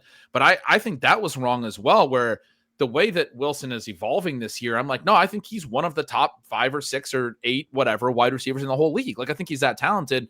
I do still think there's issues with their pass volume and stuff. But if Fields is not the quarterback next year, like I said, I mean, Wilson has not been good because of quarterback play up to this point. I'm very confident. And you're right that Fields is making that more clear. He looks awesome. Anyway, you don't have him anywhere on your list because you're terrible at this. I have him in my just miss because I'm the biggest Garrett Wilson fan. Expect to lose one way or another on Garrett Wilson for the entire rest of my fantasy life. So yeah, me too. That's where we're at on Garrett Wilson. It's just like DJ Moore. I was so in on him year after year, and then he plays with Justin Fields, and I'm not in on him, and then he scores. It's the same thing that's happening with Garrett Wilson. At least I learned my lesson. Anyway, you have this tier break in the just missed range, but let's talk about the actual name. So James Cook, you have at 206. I mean, maybe that's just straightforward. He looks like one of the 5 or 6 best running backs in the league. He looks, every time he gets the ball, he looks like he's going to score from 40 yards away. I mean, I guess I'm crazy to think that he's a round 3 running back just based on like touch mix and the way that the Bills play offense. That fair? I think so, Ben. One of the things so for me, James Cook is actually the guy I regret most this season. In that, we are always asked these questions like, who are you worried is going to beat you? And in some ways, I wasn't that worried that James Cook would be the guy, because the expected points numbers, the role that he had last season was not one that is going to necessarily bury you, even if the guy's pretty efficient. And a player like James Cook, who is good, but probably not great. You said he looks like one of the top 5 running backs in football. I mean, he's good when you get him on the second level. You got to beat one guy because he has the speed. Like, can you continue to do that? Can you do it? Now, obviously, there are plenty of reasons to think that you can, because you have Josh Allen. But there was an unsustainable element to what he did last year. But the EP numbers have actually jumped significantly this year, to the point where, I mean, I had a league where I got to bid on Ray Davis this last week. I certainly did bid. He's going to be dropped in more leagues.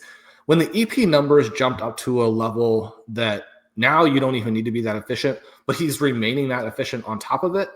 And it's kind of the deal too, where once you had the contract stalemate and he falls, about a round from where he probably was accurately valued. I mean, it's tough because you do run into these problems potentially with the contract. I mean, I don't know why the Bills would necessarily want to pay someone who probably isn't the difference maker. But I mean, again, he's looked that good so far.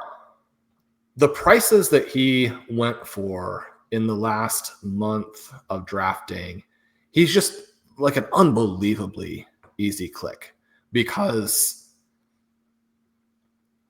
even if you're sort of wrong, it's fine. He's a player where he would have to get injured in order to hurt your roster and hurt your build. And if he does what he's doing, then you win.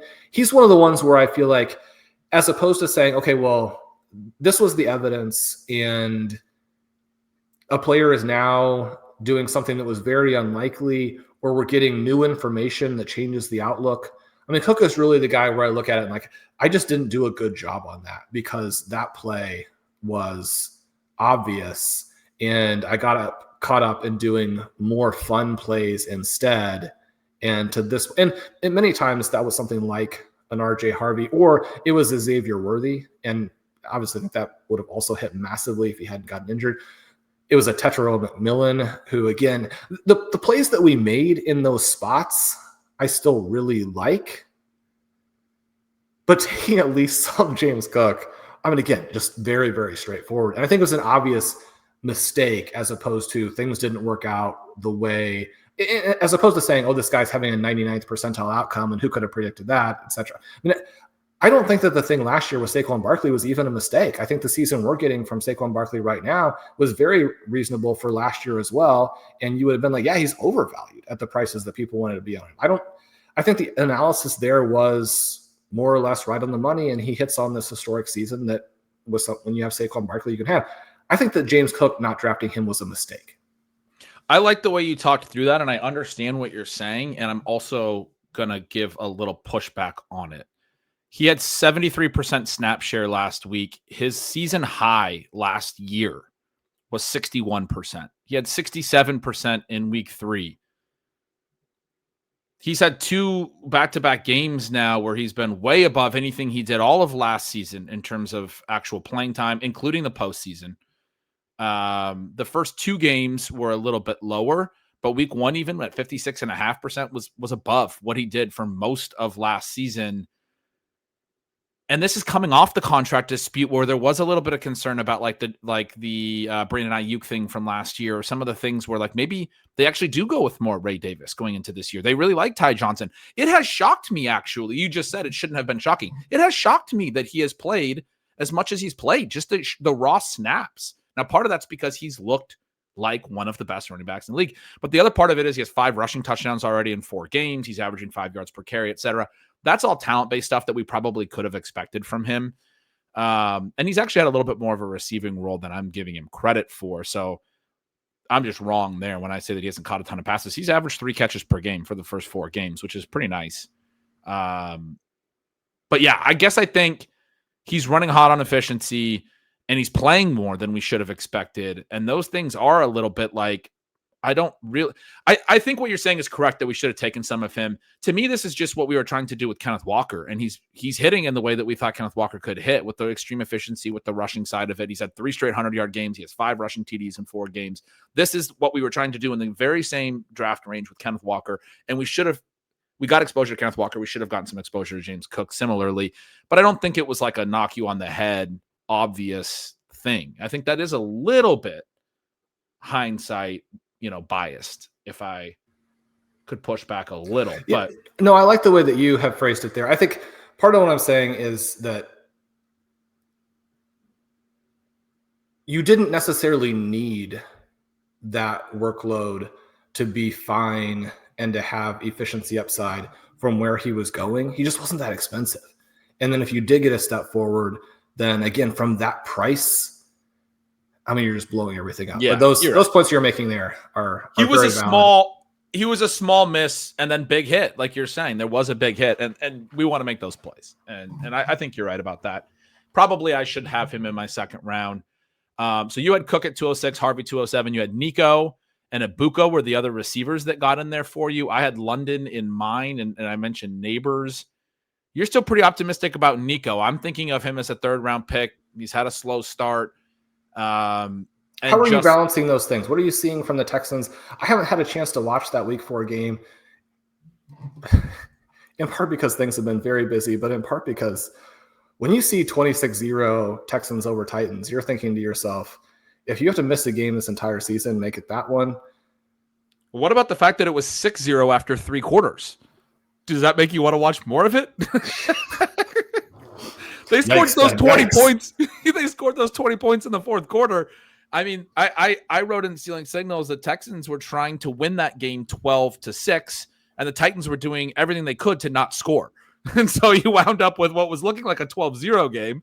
Instead, it ended up being 26-0 or whatever, because the Texans were able to get some drives together late.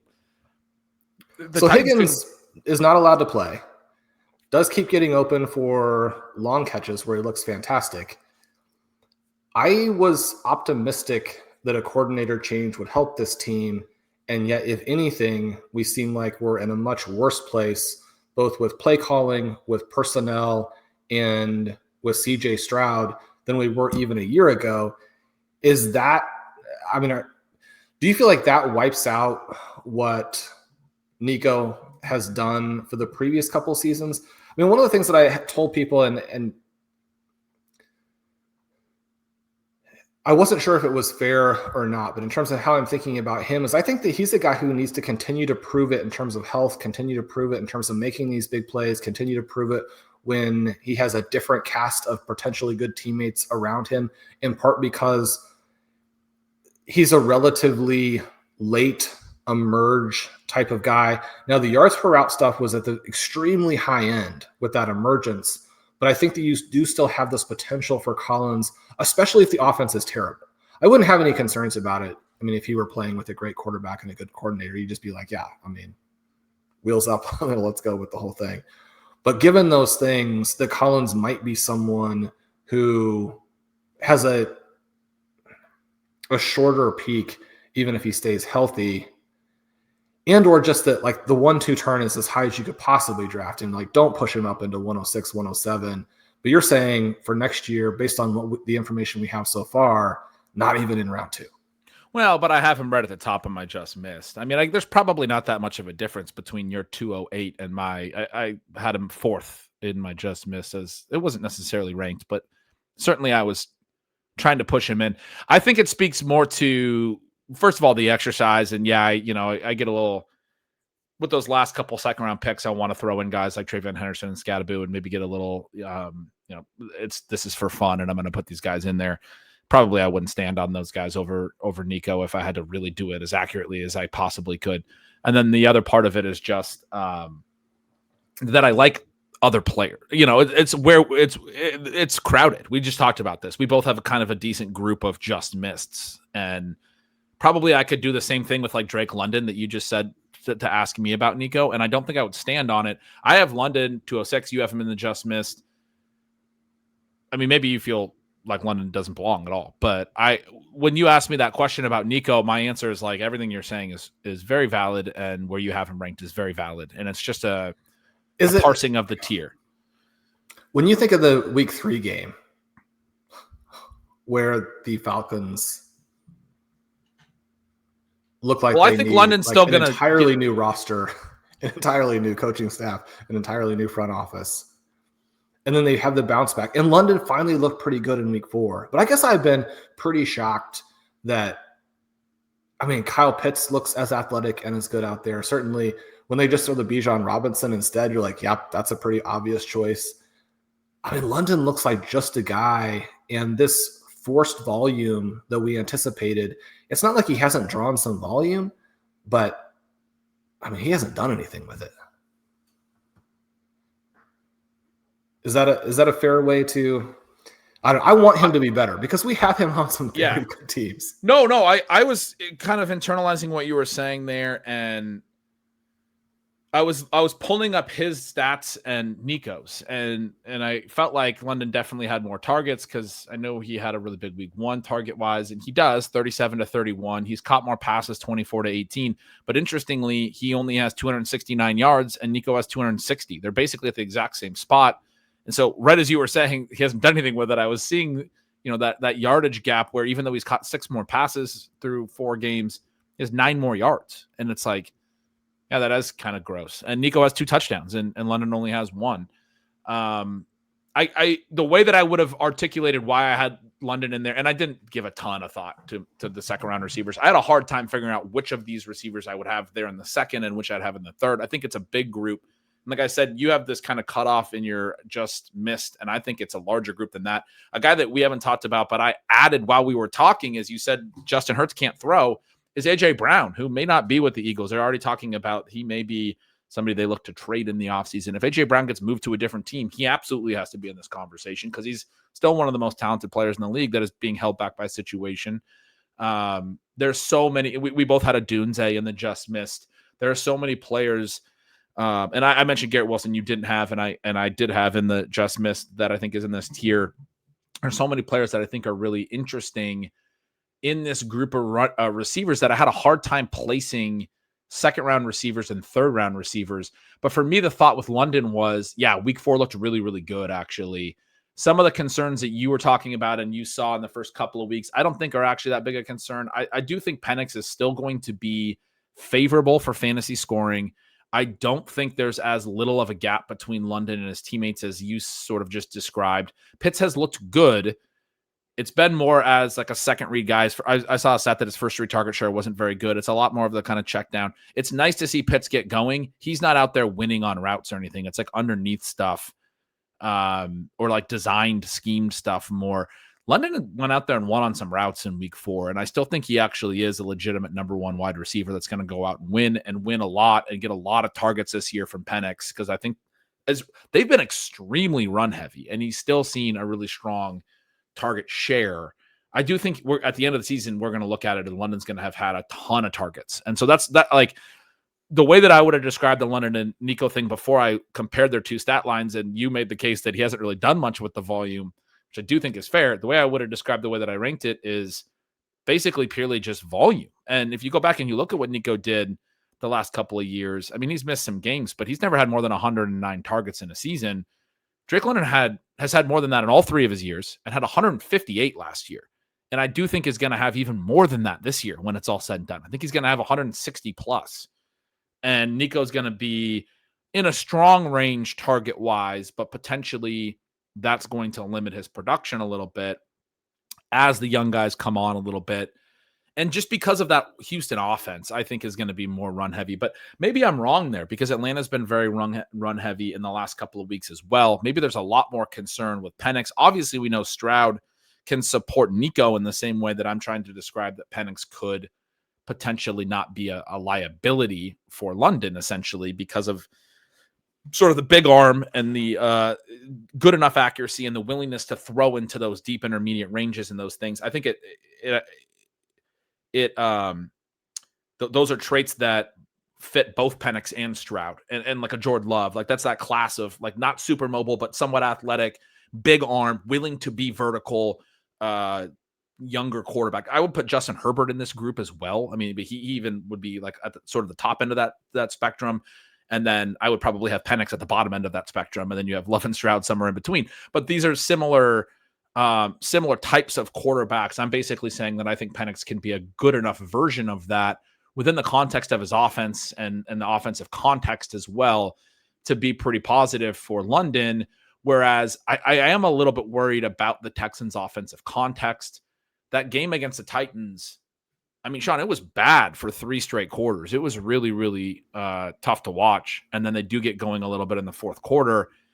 And Nico has another 79 yards, but only 6 targets, 4 catches. I mean, it's a little bit of bias towards week 4 for me, is a good way of saying it as well. That like watching Houston in week 4 was rough. Watching Atlanta and Penix looked a little bit better, and London had a big game was a little easier. But to me, it's all one sort of big wide receiver tier, and I had a hard time placing those guys. So I don't have any just like strong disagreements or strong takeaways for you having Nico in the second round and me having London and whatever, vice versa on the just missed. And maybe you feel that London's a mistake, although you said there's a tier break in your after you're just missed, and you do have London before that. So probably not a huge one. I want to talk about the rookie running backs before we go, because I have Travion there. You said you do think he's behind sort of a tier break. I have Scatterboo, and you just sort of laughed and said you love that you have him there. We talked about Harvey. Henderson, I'm not that concerned about. And so I'm interested to hear that you are. I do think he's not seeing it real well right now, and I think some of the concerns about his rushing is valid. And I do think that week 4 was a pretty big concern overall from the perspective that we come off Ramondre Stevenson having the 2 fumbles. He's getting the practice stuff where he's third in the rep line, and they have Travion Henderson leading the rep line. And despite all of that, they started Ramondre Stevenson, which tells you something about where they were at with what they think of him and what they think of Henderson and all those things. Like they kind of were like, yeah, I mean, we punished him enough by punishing him in practice, but we want to actually start him, which is not a favorable thing to say about Travion Henderson at this current moment. And having said that, and then Henderson, by the way, goes out and in the early third quarter gets beat on pass protection again and holds. And we don't see a lot of him after that point. After he gets a holding call, he comes out right after that play, and we don't see a lot of him after that point. So there's a lot of things right now that I think are limiting Henderson. I do think the Vrabel element, the way that I wrote it up in Stealing Signals, there's a Vrabel element here where it's like, I'm going to punish the rookie more than I'm going to punish the veteran for mistakes. Like I don't know that it was about punishing AJ Brown, but I go all the way back to when AJ Brown was a rookie with Tennessee under Mike Vrabel, and AJ Brown looked incredible. I think week 2 he had a 100-yard game. He looked incredible immediately. This guy could absolutely play. It was clear to everybody. And then week 9 on, when he finally got into a full-time role, he was like the overall wide receiver 2. He made Ryan Tannehill look amazing. They went and signed Ryan Tannehill to another deal, and people were like, Ryan Tannehill's a top 10 quarterback. Look at all these EPA numbers. And like 2 years later, Ryan Tannehill's not in the NFL anymore. A.J. Brown was that dynamic as a rookie immediately. But they had him in a 40% snap share role the first 4 weeks and then a 60% snap share role the next 4 weeks. I always talk about this, how he's the example of how the rookie production can come late. They really had him on like a schedule and scaled him up. And then in week 9, after the first 4-week block and then the next 4-week block where it went up, but it stayed flat for that next quarter of the season, week 9, they're like, all right, we're going to turn you loose, A.J. Brown. And he's like, all right, well, I'm a top 6 wide receiver in the entire NFL already. And he goes and does that for the rest of the season. Even in like a low volume pass offense. I mean, just absurd that Mike Vrabel was holding him back so much. I think we're getting that sort of a thing right now with Travion Henderson, where it's like, okay, he's not doing the things we wanted to do, and he's a rookie. And because he's a rookie, I need to make sure he knows that, he's got to learn this stuff. I don't think that's going to last the whole year. I do think Vrabel's a smart guy. I think it's just like a September and October thing for him, but we're still going to get that transition, and it's just going to be a little bit later. It's going to be a little bit like Jonathan Taylor's rookie year, where he got some early opportunity and then struggled, and then they pulled him back for a couple of weeks midseason, and then he was a monster in the fantasy playoffs. As long as Travion Henderson is as good as, we think that he is, I do think those opportunities are going to come late. Ramondre Stevenson has looked good, but Travion Henderson still, from an athleticism standpoint and a dynamism standpoint, is a guy that they need to get going in this offense. And they're playing good football. The Patriots actually look really, really interesting on offense. Drake May's been playing, I think, pretty well. You're kind of shaking your head there. So maybe you have a different a thought about the actual Patriots. I think they're going to look competitive this year. And I think Henderson in the second half of the year is going to really come on. I'm not that concerned about it. I just think his timeline's a little bit slower because Vrabel's being a little bit more punitive with the pass blocking stuff and the things that he's not doing and the ways that he's not hitting the holes correctly right now. And instead of letting him play through it, like they're letting Ramondre Stevenson play through the fumbles issue, which I think is a very fascinating line to draw, because Stevenson's fumbles cost him a game. And then they just started him the next week. They are instead trying to teach the rookie a lesson. And I think it's a very real element of like, he's a rookie as opposed to this guy's a veteran. Like, who are you going to bench? Who are you going to teach a lesson to? You teach the rookie the lesson. But I also think I just want to say, I think that's stupid. I think that's very, very dumb. I think it's bad for the player's confidence. I think it's bad that when they get in there, they have to think, well, if I make one more mistake, I'm going to get benched and all of those things. I think it's bad coaching outright. But I do think ultimately it's not going to be a huge issue for Henderson to overcome. But I want to hear your thoughts on that. Yeah, I mean, I think he's going to have a good season, and I think he's going to show the talent that gets him a round 3 pick next year.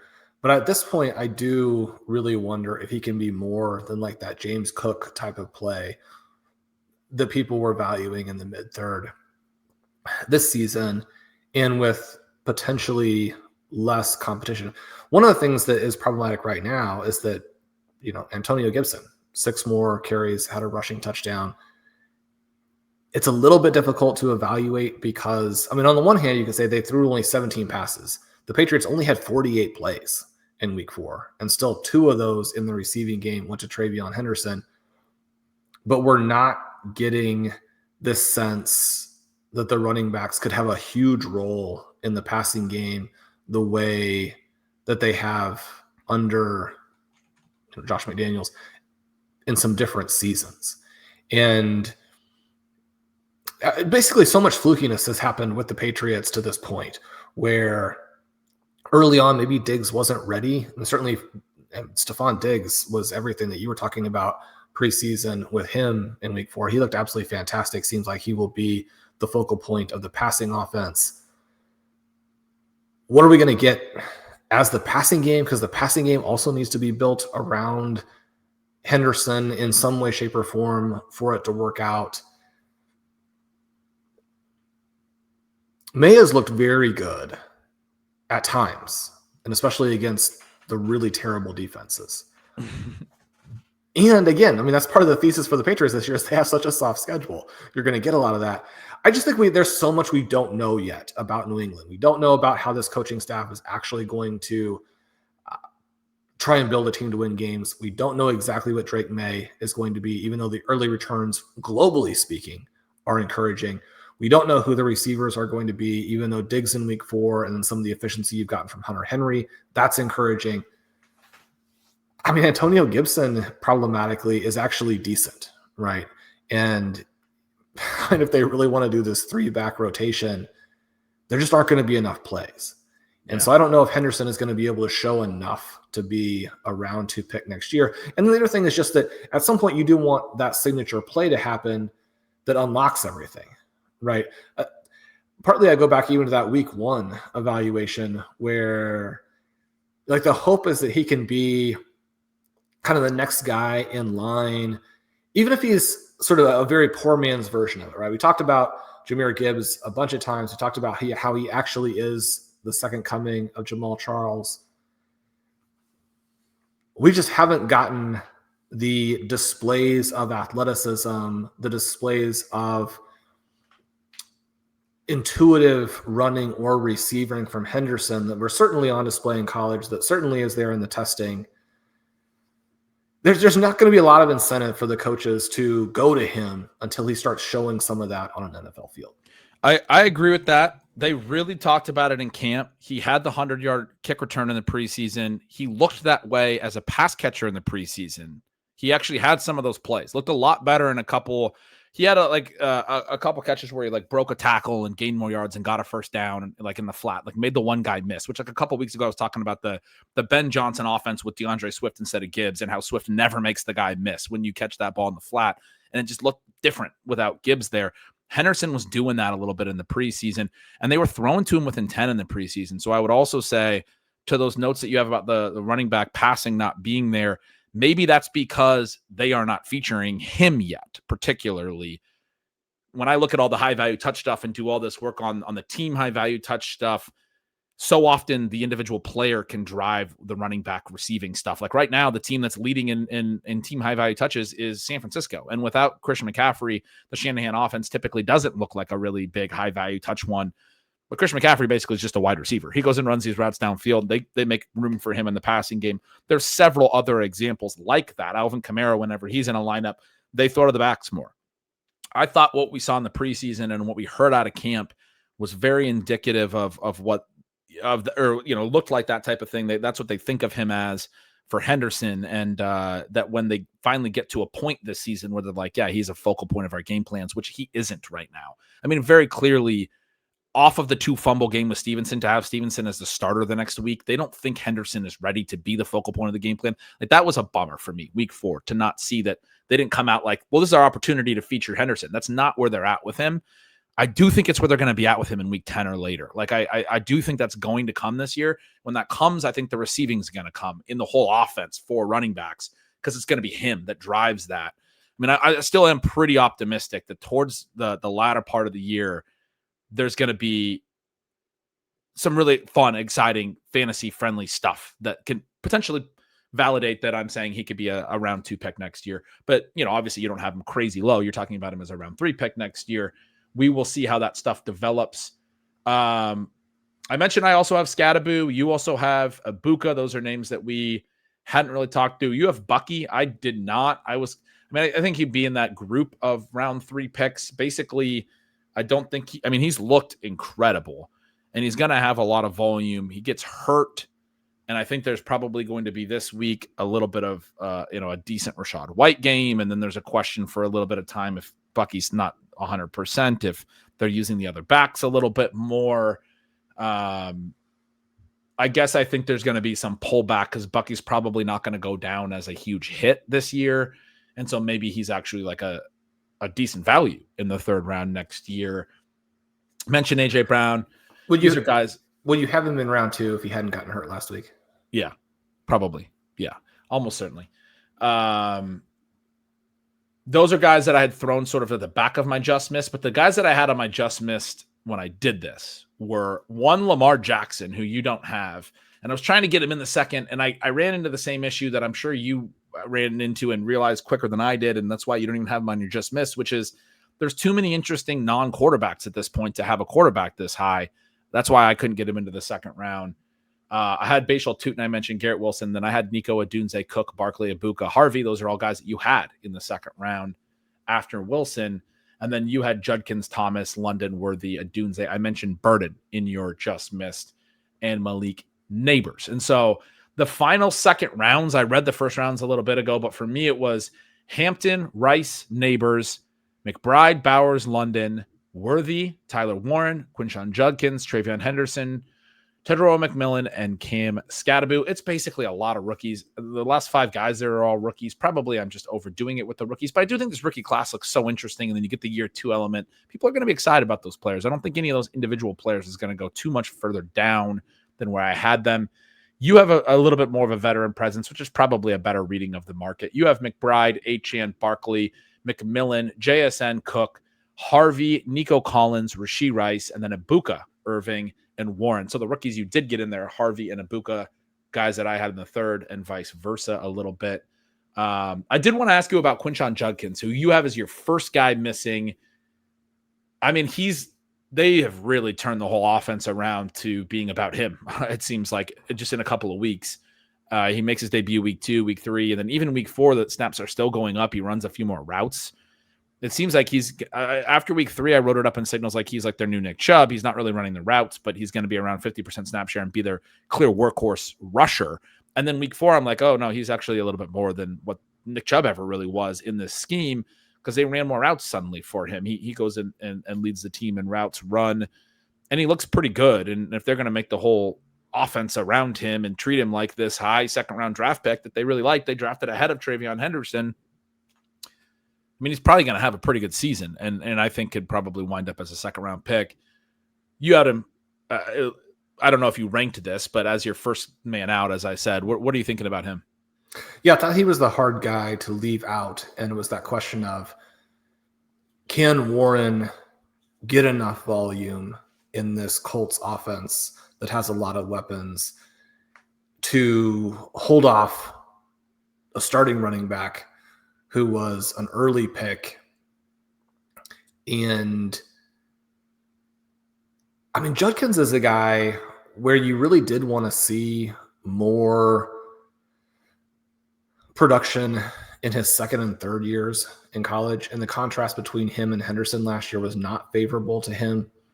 And yet, even in the second year where his yards per carry at Ole Miss were terrible, SIS had him charted with a crazy number of broken tackles, which would give you the sense that probably the yards per carry numbers were not really his fault. Now, you do, especially in college, you want to see some explosiveness from these guys, and you want to see the tested athleticism, which he has at his size, manifest in yardage. But what we've gotten through the first couple of weeks here with him playing has been very positive in that. And what else does the opposing defense have to account for? It's not Joe Flacco. And now going forward, and the Browns are fascinating. The Browns have been a team that I really like. Fantasy managers listening to this are probably like, Sean, we wish you would be less fascinated by them. Recommending Jerry Jeudy hasn't helped. But they love their young guys. And I think it's going to be really interesting to see if Dillon Gabriel can carry over the things that he did in college and the things that he did in the preseason to actually playing with NFL games on the line. Because the other thing in there is that, and I think that partly you have some people covering the team who wanted a different draft strategy and wanted Sanders to be the person who got the chances early. But I mean, you had reporting from camp about Dillon Gabriel where people were incensed that they were being made to watch him practice. He was that bad. And so, I mean, that's very much, the opposite ends of the spectrum there. We have Isaiah Bond, who, we won't talk about for off-field reasons. We won't talk about a ton, but has been interesting in the first couple of games. You have Fannin, who's looked really good, but also left some plays on the field. They evidently just absolutely love him. This rookie build with those guys, and then I still do think Jerry Jeudy, like, can Gabriel move the team? Because if he can, then Judkins, if he can, and Judkins doesn't have any further fallout from the stuff that's happened, which I think we could still get. And if he does, then, it's going to complicate his situation as a second round pick. But if Gabriel can move this team and you suddenly get accurate targets to Jeudy, one of the things that was so interesting last year is they could not get him the ball. And then Winston is out there and he's like, throw him open some, let him play. If we get any of that from Gabriel, and then you get Bond, you get Fannin, and you get Judkins as someone who, even with the defense knowing that you're going to get him, that he can still break through the line of scrimmage, if he can make success rate runs with a few explosive plays, then he'll definitely be in the second round. And he does have that combination of size, athleticism, and even better receiving, I think, than people realize, to where if this team moves the ball from this point out, he's going to be very interesting to fantasy managers. He's everything you want if the Browns aren't completely starting over again in 2026. I think it's so interesting that you compared him to Warren, who you had as your 212, and said you were kind of debating that last spot between the two from the perspective that at 208, I had Warren, and 209, I had Judkins, and I had him Warren just ahead of Judkins as well. And then right behind that, I had Travion Henderson. I got a little squirrely with my last spots. I had Henderson, I had Scadaboo in two of those final three spots. I had them, Warren and Judkins, a little higher up. But they were guys that, for me as well, it was like they're in this discussion back half of the second round, probably not flying any, way up there in these ranks as far as where it's going to go for next year. I think the difference here, I think it says something about how you and I both view Warren and Judkins. The difference is that you felt James Cook had to be in the second round. RJ Harvey had to be in the second round. Nico Collins had to be in the second round. And Emeka Egbuka had to be in the second round. I did not. So I have those guys a little bit higher. I had those guys as third round picks. I had Warren and Judkins a little higher. And then the names I just mentioned as third round picks. I'm probably wrong on that. And I'm, totally fine with that, with like the Cook pick especially. I think you're pretty bullish on Harvey relative to what's actually going to happen there. Nico, I think you're right about as well. Egbuka's a really interesting one because I think you're probably right. The reason that I ranked him outside the second round is I also think it's tough. It's tough going into year two if you're not necessarily certainly viewed as the number one. And I'm not everything we've seen from him has been so good and he's been so efficient, but I'm not, entirely confident that'll be the case. They signed Godwin to that huge contract that has a ton of guaranteed money into next year. Evans is still going to be on the team. And when he had to be the focal point last week in Godwin's return, he had the long touchdown. Tom Brady broke down on the broadcast that there was probably a defensive issue there. He caught 3 of the other 9 targets that he had. He had cut 4 out of 10, and the long, you don't just take the long TD out. Go ahead. Well, just as I was watching this game, I'm so glad he's not playing that well because we weren't out on Egbuka, but just you got to make choices. And we had some other guys we liked, especially as he got expensive, because now you're the risk reward is probably skewed against winning here with this because of those reasons you're just saying, because of Mike Evans, and even because of Bucky Irving, but because Godwin, even though probably not a good 2025 pick, can still be a problem for both of the other 2 guys, right? So it's problematic.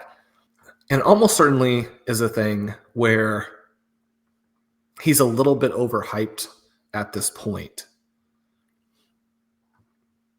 That's what I was. I know that Marvin Harrison. I didn't want to say that. I didn't want to specifically say that. Ooh, Marvin Harrison's an interesting comparison. I know that Marvin Harrison is probably better than I think, and Marvin Harrison is probably being just completely crushed by how bad Kyler Murray is.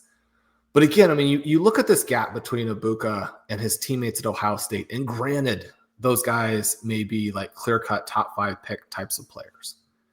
But it still is just hard. And again, some of the stuff too, the people are always going to be a running back with the ball in his hands. It's that's not the case. That has not ever been the case.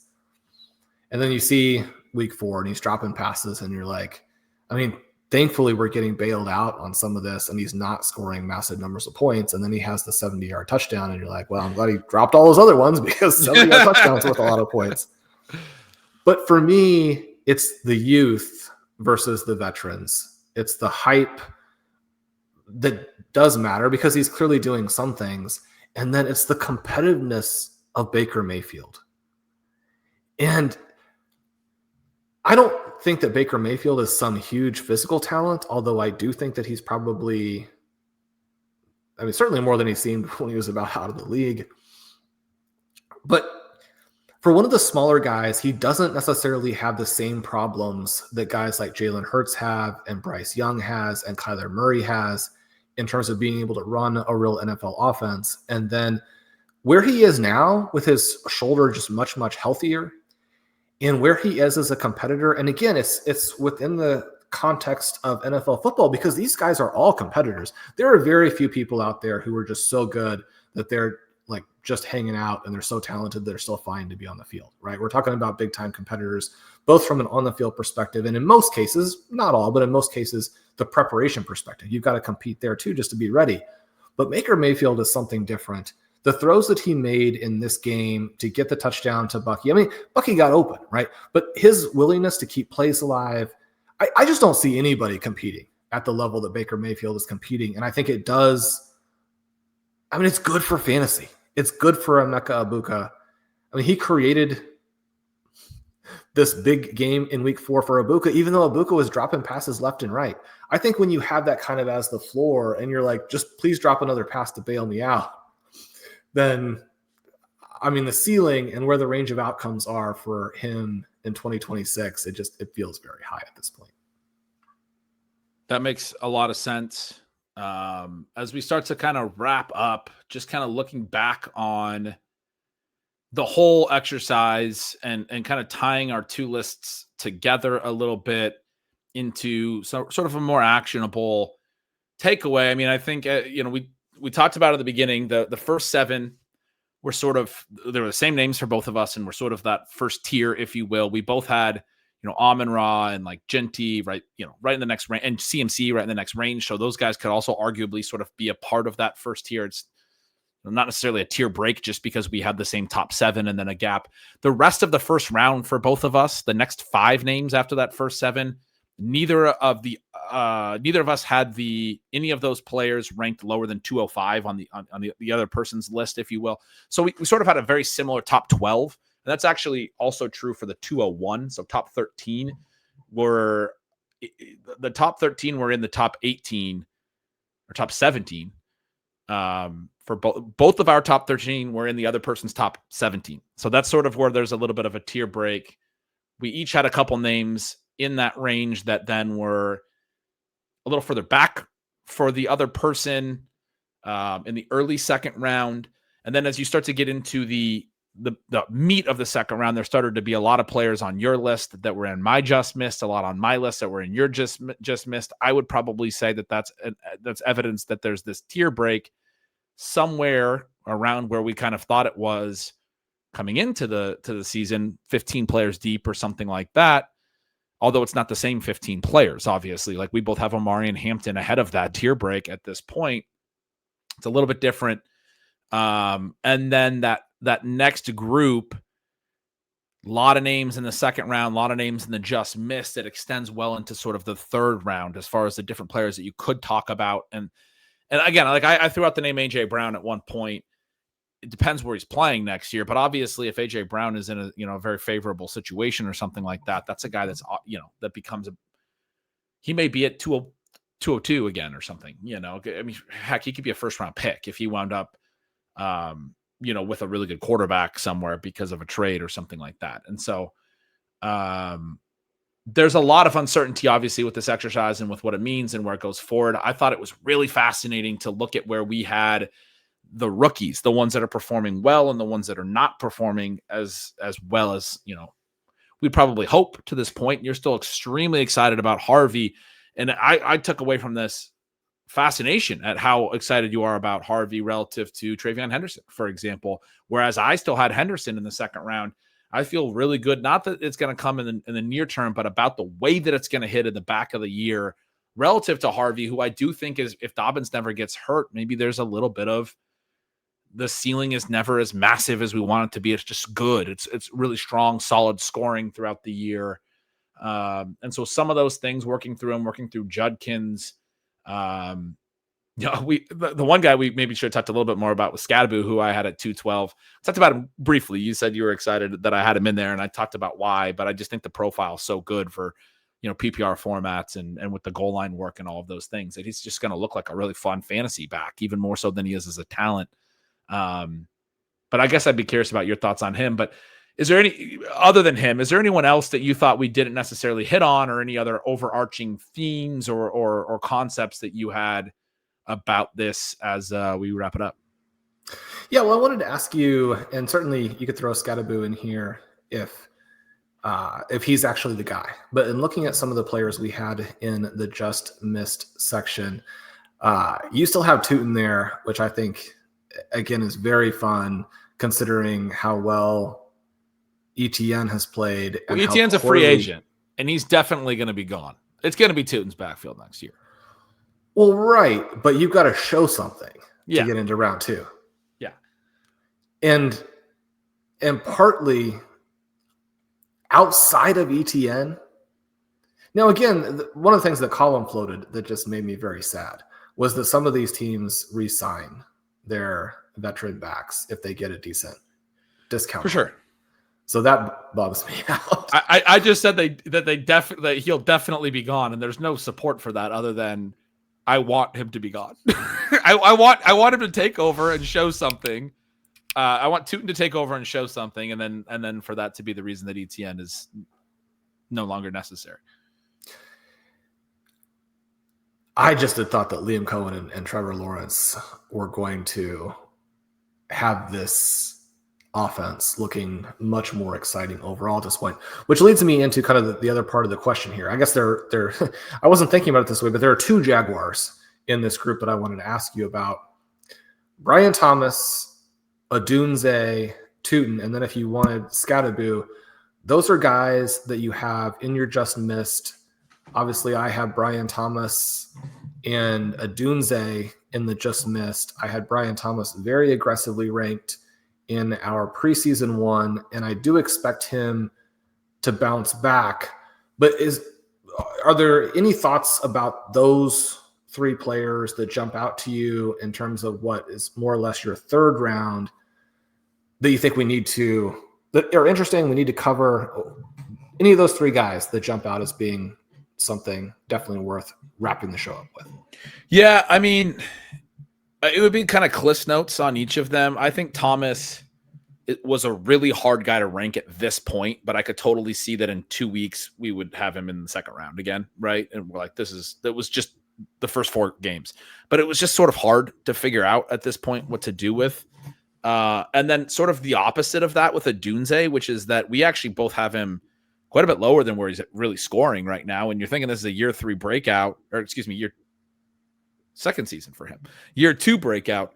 And we have him as a just miss guy and not in the second round. That's kind of odd. And we're sort of doing the same. We're doing the inverse where we're going, I mean, what he's done so far is amazing. And it's really elevated him. We didn't have him in the just missed in preseason, but probably we don't think he's going to score like this all season and be that guy and push into the second round next year. Now, maybe that's wrong. In part because it sounds like you don't think that Caleb Williams is one of the NFL's best quarterbacks yet. I think he's moving that direction. I think the progression with Ben Johnson is very interesting and very exciting, but I think your optimism for Caleb Williams he's still doing some of the.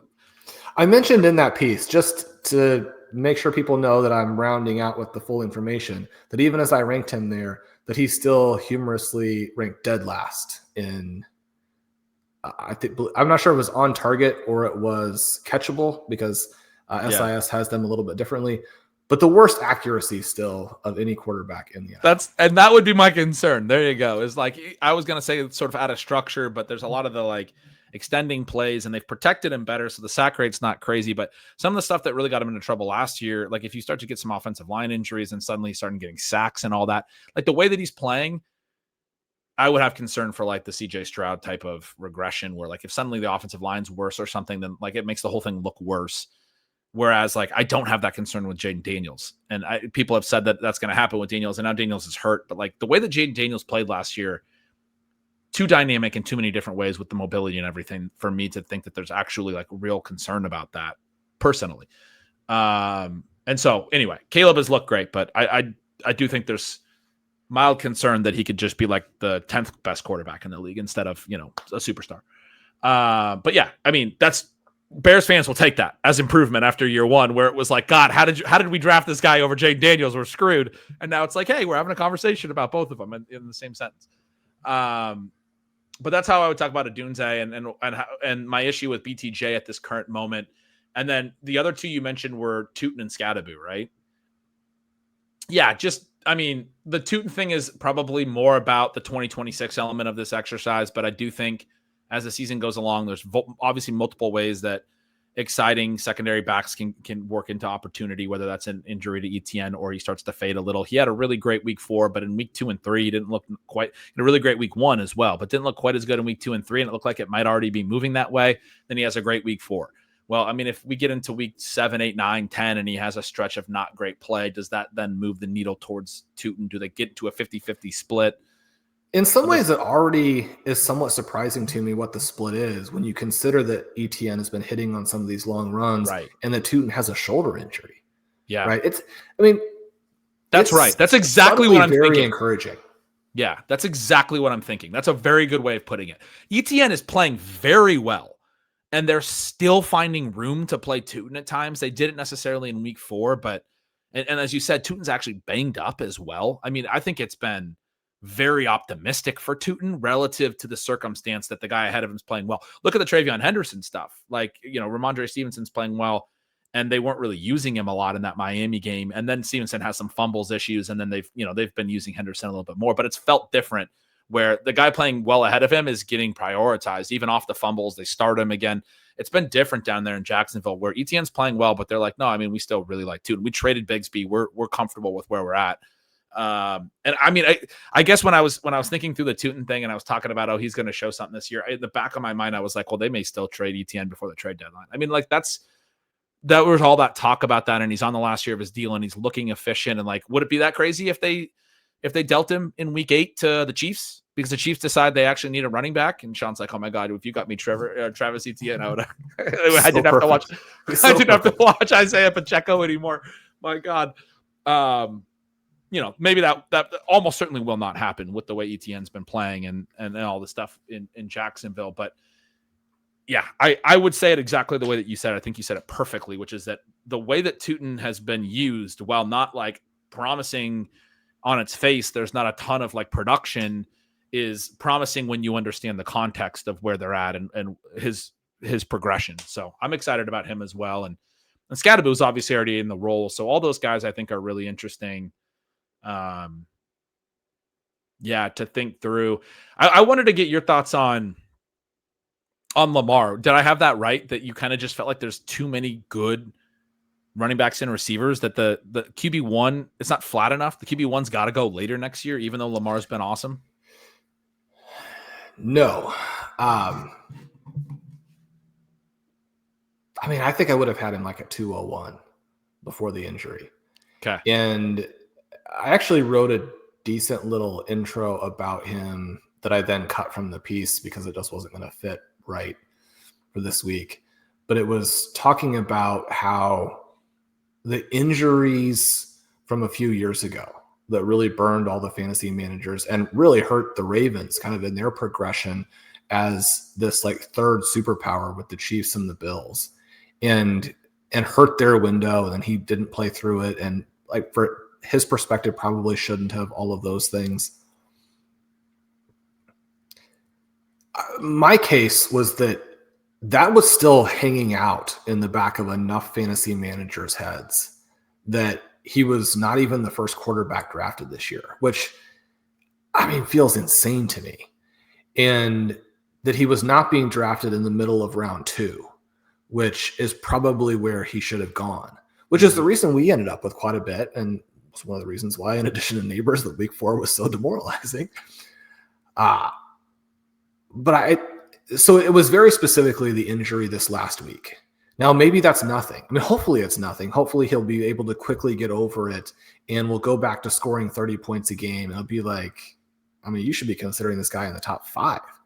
You can get QB scoring. You can get QB scoring late. We're getting QB scoring from Drake May and from Caleb Williams and from a host of other names. I mean, Dak Prescott's giving you certainly super weird results, but the crazy note that I had about him this week was that, I mean, his ADOT jumped way back up in week 4, and yet he was 97% catchable passes on his, week 4 explosion. You can get scoring, right? And so you don't have to draft a QB up high, and it opens you up to this risk of, already the guys that we picked, Jaden Daniels and Lamar Jackson, have both gotten hurt and have both caused us problems. But when you're like a legitimate 30-point per game guy, that cannot be replaced. You're scoring like 7 more points than even the good quarterbacks other than, say, Josh Allen. Just because Drake May can score a 30-point game one week does not make him a replacement for a 30-point per game. Exactly. It's different. Exactly. I guess I'm concerned that the way that they are talking about the injury, that it could be something that caused fantasy managers a lot of grief over the next month. And if it does, it just goes right back to this thing. We can't trust Lamar Jackson. We don't care how many points he scores, which in some ways is legitimate, right? You're going to have some risk. Now, we've talked in the past a bit about like what actually are the risks, what are the injury rates for scramblers versus pocket passers and it really comes down to the individual quarterback's profile and the types of hits that individual guy is willing to take, and then what some of their injury background has been. But yeah, if you don't feel like you can trust Lamar Jackson, and there's a possibility that if people don't feel like they can trust Jaden Daniels, they're simply not going to go where they should otherwise go. I think that's really well said. And as like another little coda, I'm really glad that we did this week, even though it was a tough week 4 and some of these situations are tough. Because I think sometimes when we've done the in-season one, we've been closer. This gave us a springboard to talk about a lot of different stuff that maybe 1 or 2 weeks from now, a lot of the things that we're talking about from these like second round to third round players. Like if Lamar plays this weekend, one of the things I saw this morning that had me trying to get him in the second round is that he's still trying to play this weekend. And if he plays this weekend and he doesn't re-injure himself, like you just said, you'd probably have him in your second round. A week or 2 from now, we may feel like everything we've been saying about the guys like the Adunzes and the Egbukas and some of this stuff really does crystallize for us in one way or the other. I think we're both on the knife's edge with those players and several others. Maybe something big happens for Travion Henderson or Harvey or whoever. Is a fun exercise today because all of these guys are right at this point in their season where we don't really know. I do think it's crazy that I don't have Nico Collins in my first 2 rounds, and he could go out this week and have a game that makes me feel like an absolute idiot for ever having thought that at any point this year. Well, he could score a couple 70-yard touchdowns, and then all those different metrics are going to be better. And you're like, but basically 70-yard touchdowns are hugely valuable. Yeah. At that point, I would have him at the back of my first round because, like you talked about the multi-year element and like is what's happened on a team context through the first month enough to completely ignore what he's done over the last couple of years?